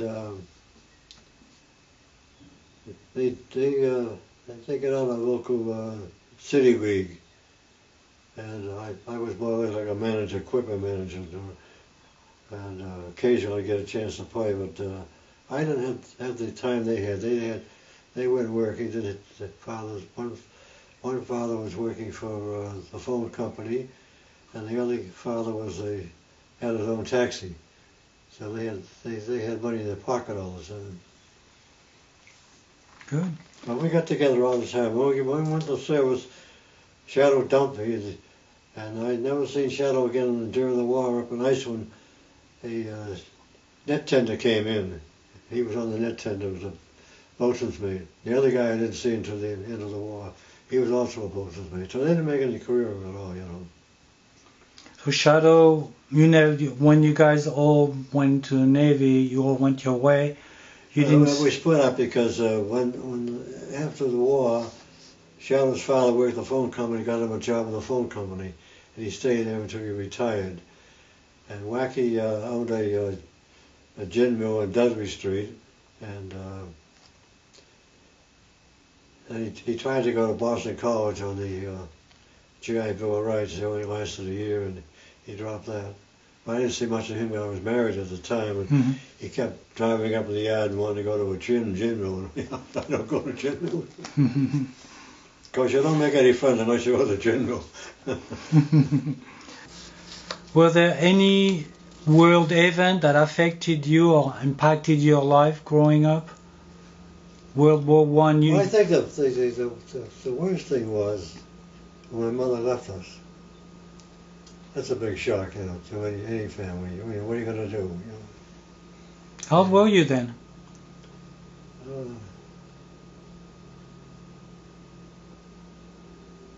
About 16, I think. You know. So she left you, and that must have been a huge void for your father and for you. Well, they didn't get along there. They were always fighting and always scrapping going on in the house, and it was very unpleasant. And my sister Helen, she moved on and got married. And then my sister Dot got married. But it was such a surprise when my mother wanted to come back. And I knew it was going to come back, and no time be the same old thing again. So you were not supporting her coming back. And I always like peace and quiet. People say, "What do you want?" I said, "Peace and quiet."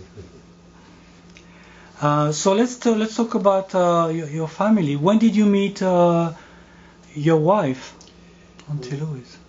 I met my wife in April '44. I knew her before. We always said our little ways and so forth, but we never dated, never went to the same parties or anything. And her best friend I knew very well, and that was a shadow sister. So it all worked out pretty close. Yeah. So you guys grew up in the same area. You knew each other. Same area, yeah. And so you knew her. You I didn't let my friends know what was going on in the house. Now one time we were up in Westford, and I had the car, and I seen him running down the road, and I said, "I'm gonna scare the hell out of this guy." I had him running double. I drove him right in the woods. My two friends were saying, "Jesus, we're gonna get killed around here." That guy just ruined our lives. It's just horrible. Which guy? Her boyfriend. Oh, okay. So she had when my father died, she married him, which was a big surprise. Okay. So she remarried. Then she tried to have us, for you met him. She wanted to try to make a family out of it, but I wasn't too interested. I knew they should know their grandmother, so we didn't go too often, did we? No. So you kept a relation, but a decent relation with your mother, kind of respectful, Yeah. but not close No, and wasn't warm, close not at all, family. no. You kind of resented the fact that she left you Well, guys. she wasn't a really homemaker. She wasn't a good cook to start with, and we tried to take care of our own clothes and so forth. She wasn't really a homemaker. Of course, I could understand. She was very young, and she was a pretty woman at a young age. And she lived with these people in Milton who owned a jewelry store in Boston, and we went out there a couple of times, and it just didn't seem like a family. Because my brother was younger than me, Robert was younger than me by about 10 years, and we weren't close at all. But he had his friends, I had my friends, and the younger brother, he was way down the west as far as age goes and so forth. And we never did nothing together. It was a big deal with that was my father would take us to a movie some Friday nights, like down to the Shack or up to the Strand. That was a big deal. That was something big. The Shack was a small theater on Dudley Street, and they had vaudeville acts on a Friday night. And the Strand, they never stopped showing movies if you ever get in the place. That was a big theater, and it had a great big stage. They could have circuses on the stage and so forth. And the church took over, made a church out of it. A big building. So these were the kind of things you did with your father once in a while. Was a big event.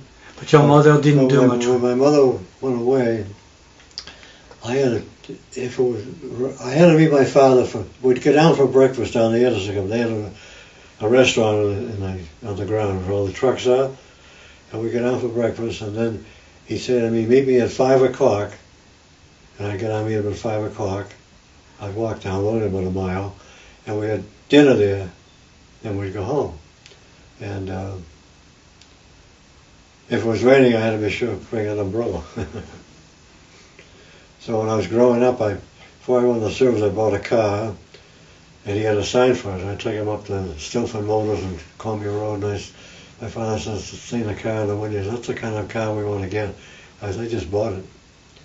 But it was about a 4-year-old Ford, and as soon as I decided to go into service, I gave him the car. My father's where my father was when I was going to sea on the Badger out of Boston. He drove all the way to Castle Island, sit on the end there waving like mad. Mm-hmm. And he always said, "All the money you came home with, why don't you give it to me and I'll put it away?" I said, "I don't have any money left." And we had a system, the three of us, my two best friends on the ship, whoever was on leave got all the money. We'll get about $2,000 for the leave, and the next guy would get the same thing. So when I come home, my sister Dot would come down with the children, and I'd buy them things and so forth. And it was always, if I got money, give it to Helen. So it was not like my father wasn't much. Mm-hmm. So, what did your father end up going back to London, or? No, or did he went. He got a piece of a. It's like the owner of the lumberyard. I had in his will $1,000 for my father, and my father took that money and went to England and built a ramp for my grandmother's wheelchair. That's the last time he seen his grandmother in all those years. Mm-hmm. And while he was gone, I went in the Navy. And then he came back, and yeah. He was very proud of me when I come back. When he was, I come back with a different uniform every time. He'd say, "Are you in trouble or something wrong?" I said, "No." He couldn't believe it.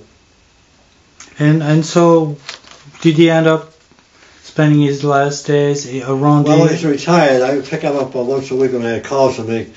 So I went to Rhode Island or western part of Massachusetts. I'd take him with me for the day. He enjoyed that, yeah. Great. Okay, so let's talk about Auntie Louise. So, where did you meet your spouse? Well, we knew her. It was part of the girl in the area.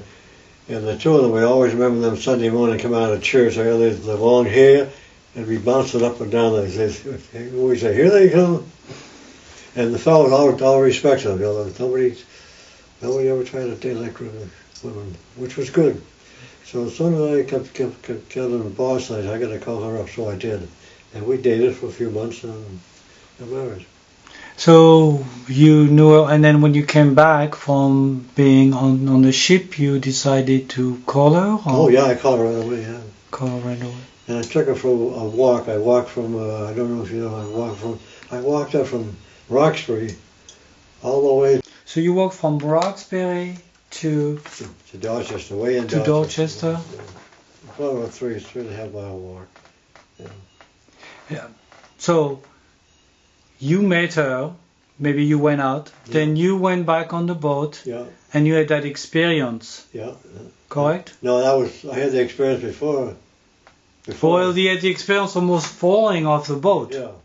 That was before. That's when I thought of her when I was falling off the boat. I said, "I'll never see that girl again." So that's when That's why I decided to call her up so I get in. And that's when you started dating. Yeah. And then you went back on the boat and came back. I came back in. I made chief, pinstripe, and ensign right there. And I got married as a pinstriper. What year did you guys get married? 1944, May 1944. So almost at the end of the war. Yeah, I was pretty close to it. And so, where did you get married? You married in Dorchester, St. Paul's Church in Dorchester, 1944, May 28th. Yeah, big wedding. My wife didn't have any family. Her mother was alone. Her father was dead, so we had them on the reception. We had the wedding at the Catholic Church in Dorchester, St. Paul's, and my sister's husband was the best man, and her sister's husband was my best friend of the wedding, and I had the reception at the Fox and Hounds Club. At that time it was in Cambridge. And I paid the bill. That's what he had. It was good. It was good. But she had nothing, you know. She worked at a factory, and I think it was in Forest Hills making sunglasses. She never worked a day in her life after we got married. Okay. Did your father like her? Yes. He'd walk over. He knew I was away. He'd walk over at least once a week. Have coffee with her, probably make a donuts or something. Yeah, he enjoyed that very much. Yeah. Great. And did her parents like you? Did you get along well with her parents? With my parents? With your wife's grandmother, I think. No, she had no mother and father, I don't No, know. Nana. No. Nana. Hmm? Did you get along with Nana? Oh yeah, with her mother, yeah. She was very old and feeble, you know. She had no memory at all, and she spent time in a nursing home, state home, yeah. Okay.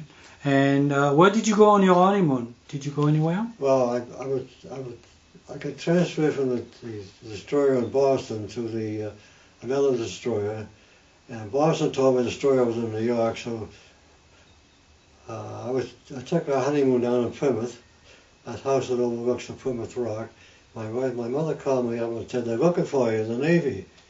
I drove down to Causeway Street. I walked in and they said, "Holy jumper, where have you been?" I said, "I've been around."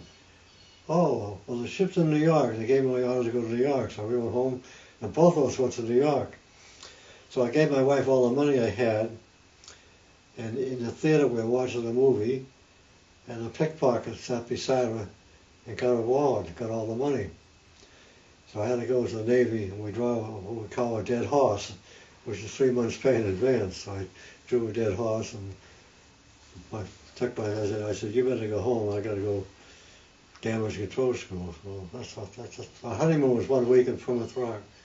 But I made up my mind I wasn't going to call the Navy and tell them where I'm going. I'm going on a week's leave. I hired a taxi from Plymouth to Causeway Street, $10. That's a pretty long ride. And I just walked right in.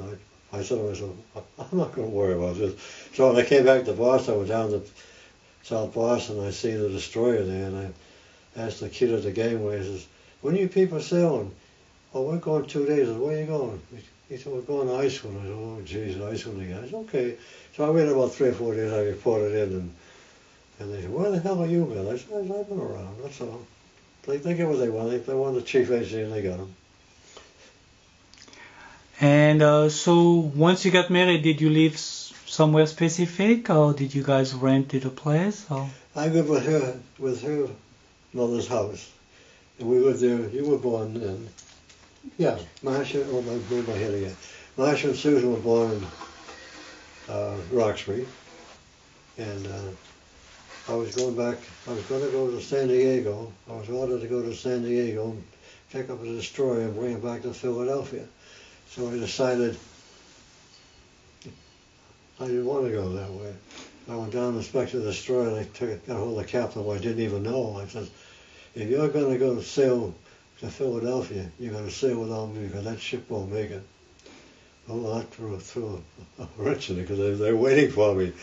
So they took me up to the headquarters, and the admiral said, "Why can't you make it?" I said, "It won't make it." I said, "It's broken down." And the crew was no good. The crew was out of prison. They took prisoners out of confinement. It gave me what they call an administrative discharge, not an honorable discharge, administrative discharge, just to get them out of prison. And that's what we had on the ship. And he says, "Can you make Seattle, Washington?"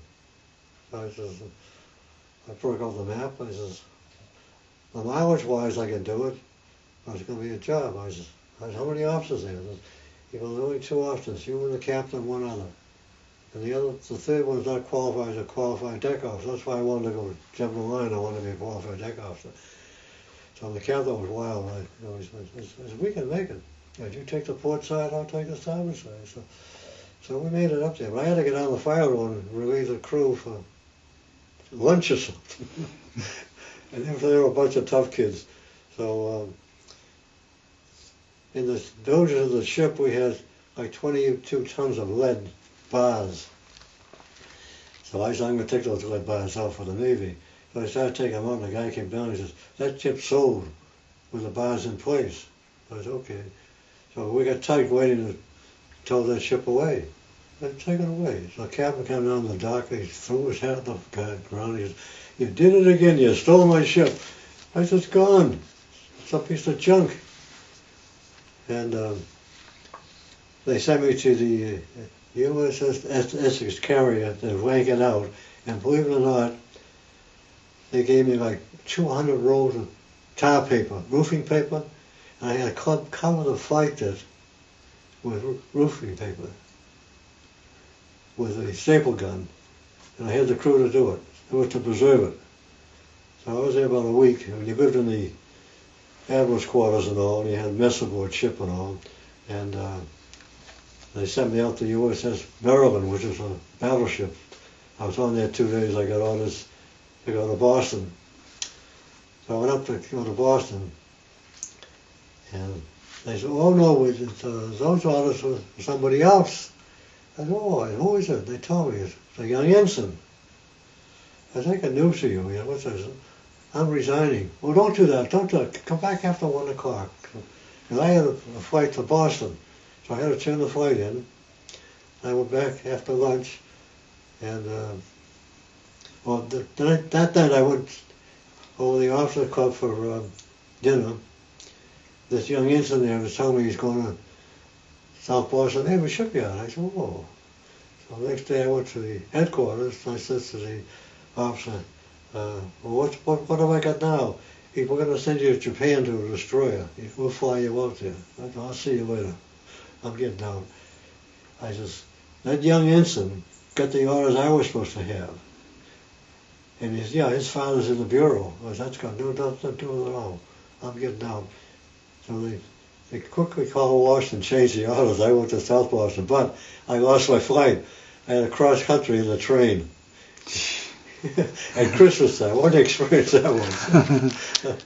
What was your spouse or your fiancée then? What was her name?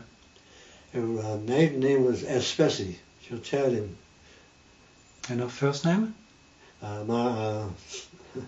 Louise. Middle name, do you know? Louise Caroline. Yeah. Espesi, okay. And she had the same age than you were? She was 1 year younger than me. Yeah. And you hit it off right away? Yeah, we got married that next April. Yeah. But you got along very well together. Oh yes, it's very easy to get along. We never had a fight. Very good. It was very good marriage. Yeah, long marriage. You guys married for many years. Yeah, well, how many years were I was married until 44. She died 83. Yeah. So Good. 39 years, yeah. Yeah, good, yeah. And you started your family in Roxbury. Well, I was still attached to the ship, and we were making small trips back and forth. We'd get out to Rhode Island, probably stay down a few days. And what we were doing, we were acting as target ships for the flyers. What they would do, they would carry dummy torpedoes. Well, they couldn't tell how high off the water they were. So we would take our sextant and we'd have them on the phone. We'd tell them how high they were. And when they were ready to drop their bombs, we were the target. They're supposed to drop the bomb where it went under the destroyer. Sometimes they go over the destroyer, and sometimes it hit the side. Well, if it hit the side, we had to go to Key West to go to dry dock and get repaired. That was getting to be a scary job, you know, when they drop their torpedoes. When we watch it drop the torpedo, we know they're not going to cruise the ship. So you were back and forth between the ship, Yeah. and then your wife then Yeah, stayed with her mother yeah, and started raising the family. yeah. So you were married in 44, Yeah. and then you had children. Yeah, Susan Masha was born at 46, and she went to the Children's Hospital, I think it was Boston, Washington, had the baby there, and when Susan was born, I was on the destroyer in Guantanamo Bay, and they sent me a telegram. And we went to the office to go out and celebrate the birth of my daughter. I didn't see her until she was about 3 months old. Then I got orders to go to San Diego, bring a ship around. That's what I said. I'm not bringing that ship around. It was a piece of junk. And you had a bunch of crew that were always fighting. Always fighting, and, you know, fighting amongst themselves. They didn't obey any orders or nothing. Just a wild bunch of kids. but out of the prison. Terrible. And so, how did you guys contact each other? By mail, by By telephone? mail or telephone, yeah. Great. And so, was Louise working then? No, she quit work the day we got married. And I said to her, don't bother going back, just tell me. That's the end of it. Because I was making good money at the time, and Instant Pay was you figure what it was today was nothing, but it was good money at the time. Good. Okay, let me just change it with. And I was born in 45, sadly, the man doesn't. But you would think I'm young, so that's cool. Your birth certificate's in the telephone Okay, stand. maybe I was born then. Maybe I got it wrong. So, okay. So, and that's okay. How were, you had two daughters, how were they as children? Very good. Masha always spoke her mind and did what she thought was best. And sometimes it wasn't what I wanted her to do, but she did what she wanted, and she never lies. Masha never tells a lie. If I would say where you were, she'd tell me exactly where she was. I'd say, I told you not to go there. But she would never lie. So sometimes I wouldn't even bother asking. I knew what the answer would be. And Susan was just the opposite. Susan was different 100%. If a lie would get her out of something, she lied to the moon. Wait, Susan's gonna see this. Well, I can cut that, but you can develop. Yeah. Yeah. So she had more energy. She was a little different. But Masha had all the energy. Masha tried going to college, but that didn't last too long. And Susan went in the airlines. And she only stayed a few months, and she sent me a letter. She wanted to come back and go to college. So I told her she comes back and go to college. She's going to go to a local college like Boston State. I'm not going to pay another tuition. So that's what she did. She graduated from Boston State. But you'll never have the brains that Masha has, or the understanding, or the wisdom that Masha has. Mm-hmm. She's a great person. She's a different type, you know. Describe your family life, even though it was you were kind of on the outside. How was it for you coming back? And When I came back on leave, I think I came back once and went to my own home. And then when I went back to see and came home and get married, occasionally I go down and see my mother and my father. Well, my father would come over. My mother would never come over. how often would you come back home? Well, see, we were attached to our home shipyard was Boston. So we'd be in Iceland. First time was 2 years. So the ship was damaged, so we came to Boston. And we were picking convoys up in Nova Scotia, so it's very handy every time we come in to come to Boston for Liberty and any minor repairs we needed. Then we'd go out and pick up the convoy in Nova Scotia, St. John's, Nova Scotia, and we'd head up to Iceland. Okay. So now let's describe. So you would come back, Yeah. and what did you do with your family, with children? Would you take them out to the movies? When I came back home to my own house when I was in the service, didn't do much. I'd find my friends and go around with them because it wasn't a very long stage. The most it was a couple of days. We might get a week. But where I lived in Boston near the shipyard, I always got a few extra days, you know. Okay. And would you come back for like Thanksgiving or Christmas, or it didn't matter? No, It was no, random. no. And how long did that last? So your whole entire My whole entire married life was strictly with my own family. And naturally, Christmas time I might see my father. And if my mother was there, I'd see my mother. But there were never any close relations. Well, although I got to say, my mother tried, but it was just too hard. There's too much going on in between them all the time. Mm. And my mother was the type, the mayor of Boston, Curley, lived on the bottom of the street where we lived, bottom of Belden Street. and the chauffeur always came home with the big car. So when I told my mother I was going back to Iceland, she said, "Oh no, you're not. I've talked to Mayor Kirby, and you're not going back to Iceland." My father says, "She talked to Mayor Kirby." I said, "She didn't talk to Mayor Kirby. I know I'm going back to Iceland." But I don't know. I think you're just too young to have it. My person was, she wanted to get married and have a family. But it was something that was more than she could handle, you know. What year did you buy the house on Granite Ave? In Granite? Bought the house in Granite at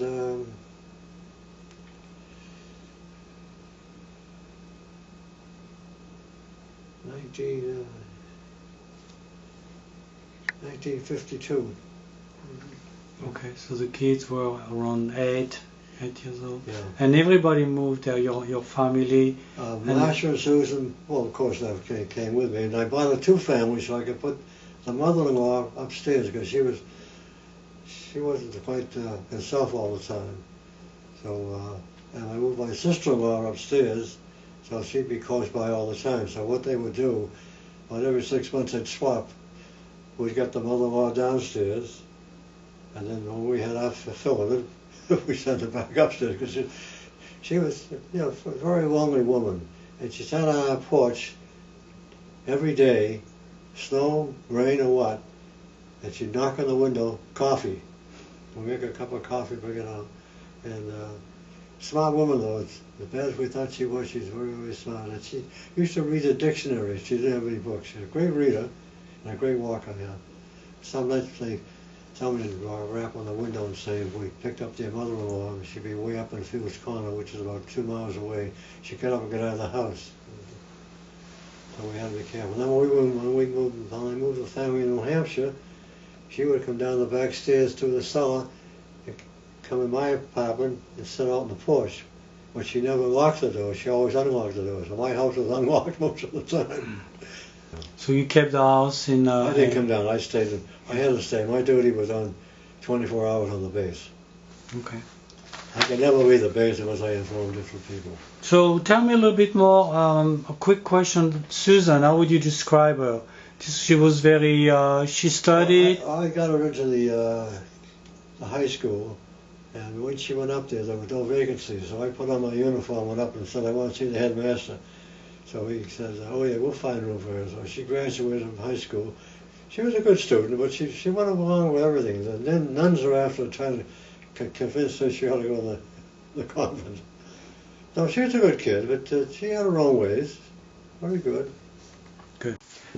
Can you tell me a little bit more about Louise? Well, she graduated from high school. Her best friend was a girl named Catherine. We always call her a sweetie, such a sweet person. And they were always together. And Louise was good. She got a driver's license. I was teaching her in the driveway. I was doing the painting of the side of my house. And those days with a clutch. She hit the garage. We get it fixed. So she went and then took driver's ed. She got a license. And she wasn't that sure of herself. And the two girls always complained. She'd take them to the ride the same place every single day. Did you guys go out dancing what was? Oh, we had a group of friends. There was a 3 or 4 couple. My best friend was in the Navy. He was a chief petty officer, and then he made warrant officer. And he married Sweetie, so we were always close to them. So once a week we got over with them. We'd either go to dinner or have supper at some place and go out. That was very good. And then there was another group with them was a wives gathering. So the wives would get together each other's different house every week, which was good. So the husband would get out for the day with the door. Okay, and okay, so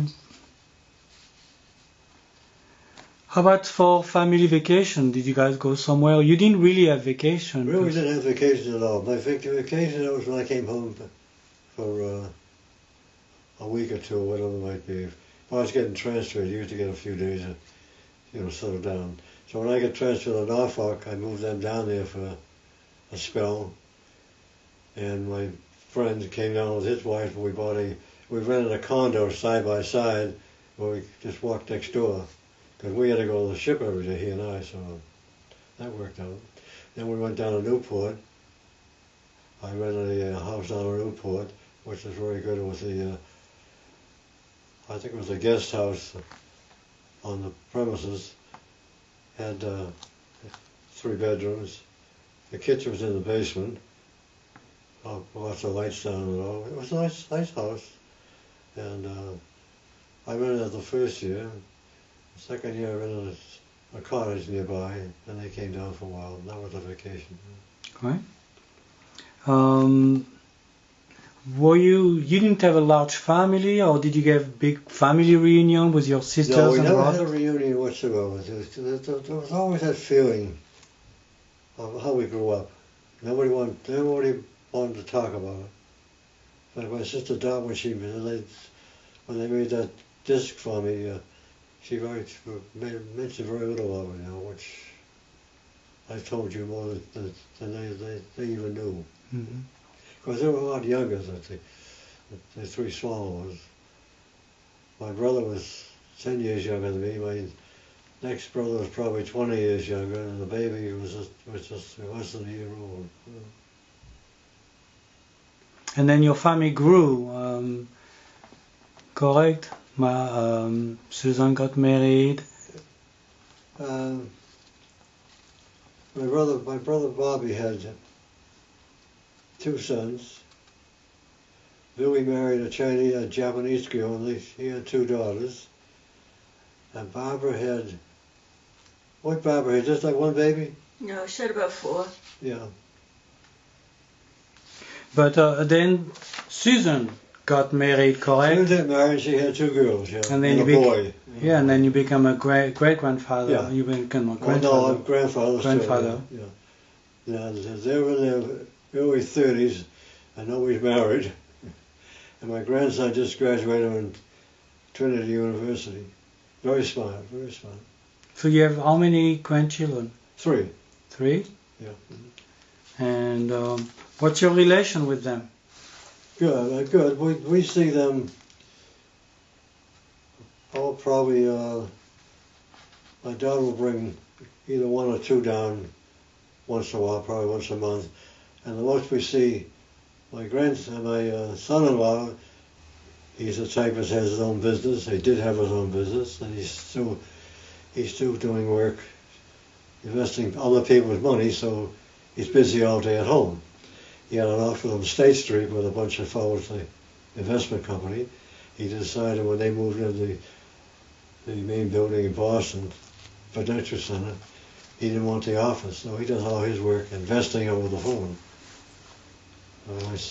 My son-in-law moved out to California, and then to Washington, D.C., or Washington State, and now he's home. How's he been home last 3 months? Yeah. Can you tell me like your favorite story of each of your daughters when they were a child? There's something that you remember that was really something memorable? No, really, they were good children, because my wife had the responsibility of helping them grow up properly and so forth. And she did a great job. She did a good job, yeah, both of them. Mm-hmm. So we talked about your first career as in the Navy. We talked about your career as with AIG.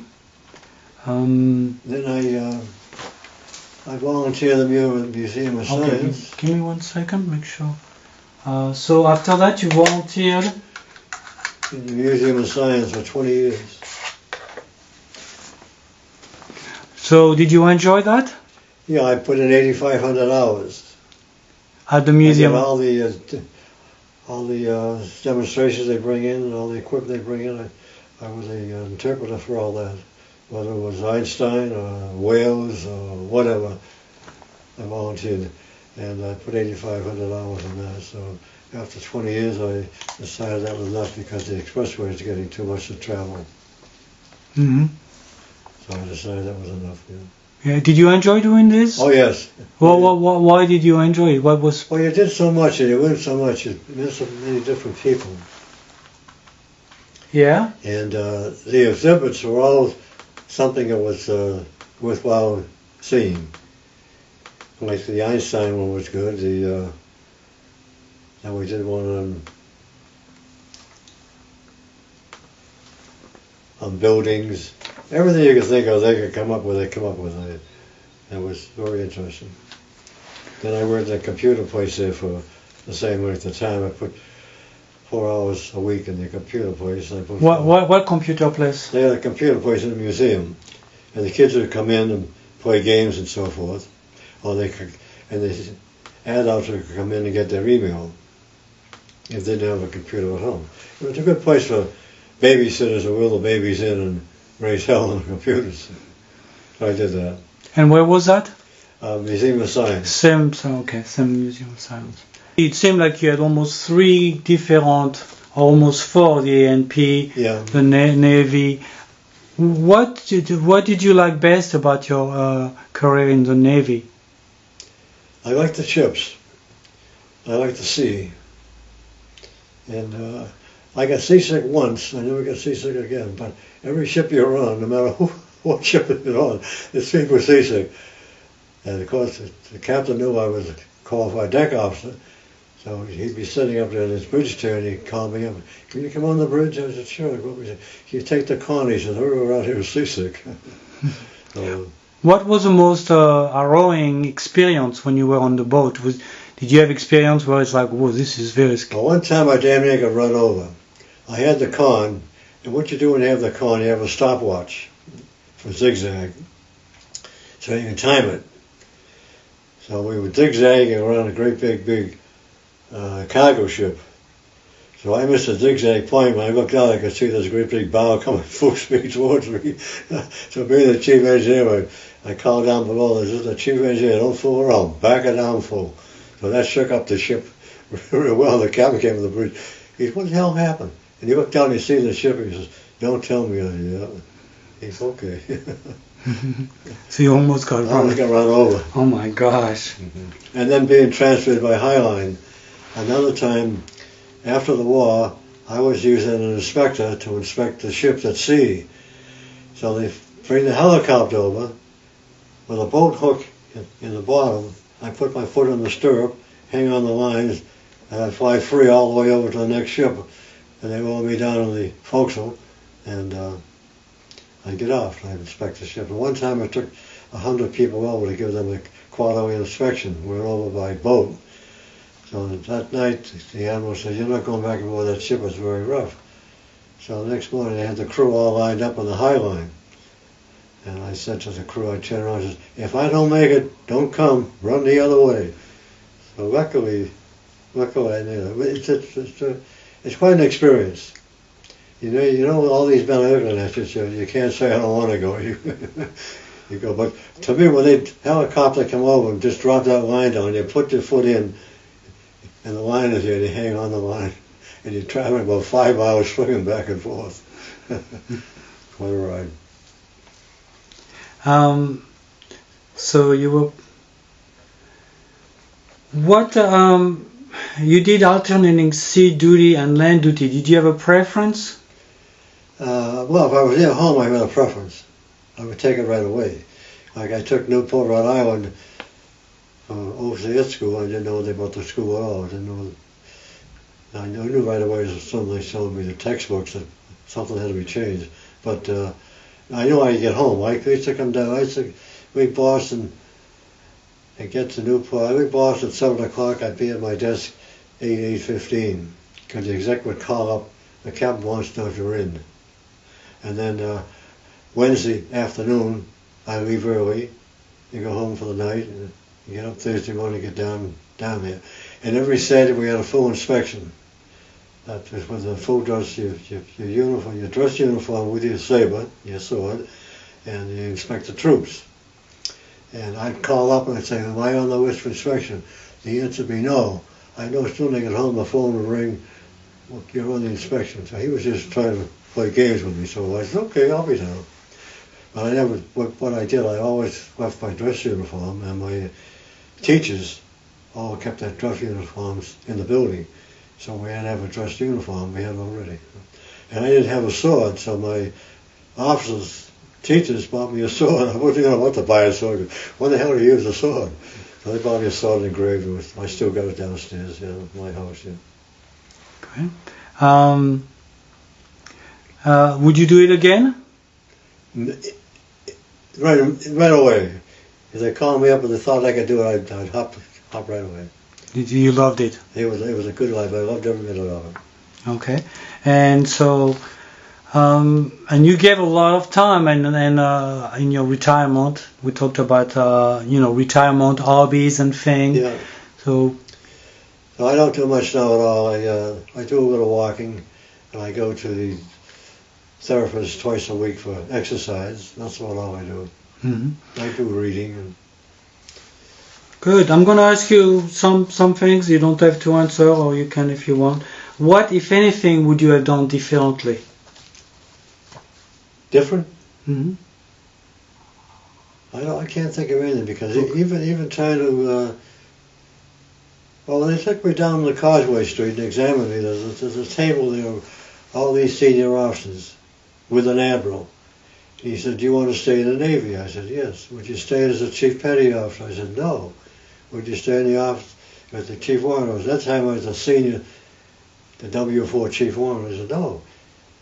He said, "What do you want?" I said, "Well, I'm good enough to be during the war. I'm sure as hell good enough to be in peacetime." So I left. They sent me to San Diego to bring back the destroyer, which I refused, and I got my orders out there that I'd been accepted in the United States Navy as a permanent appointment as a general line officer, which I wanted. And that worked out good.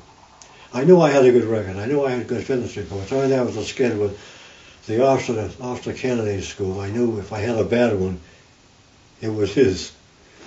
So I stopped at the bureau and checked it out. He didn't have the guts to give me anything but a good one. Because they had to go through a lot of rigmarole. They give an unsatisfactory fitness report. They got to clarify why they got it. So it's protection for the officer they're reviewing. Over time, have you changed the way you look at people, at life, and the way you look at people? Do you think you... No, I just think, I say, well, they are civilians, and life has changed, and that's the way you have to look at it. You don't want to get any seniority. That's the way it works out. Okay, let me just change. Okay. Okay. What would you especially like your children, grandchildren, and maybe great-grandchildren who will watch this video know and remember about you? I think what you've got there's nothing that's incriminating. No. So if they got a copy, fine. They'd probably throw it in the drawer. That'd be the end of it. They probably won't even read it.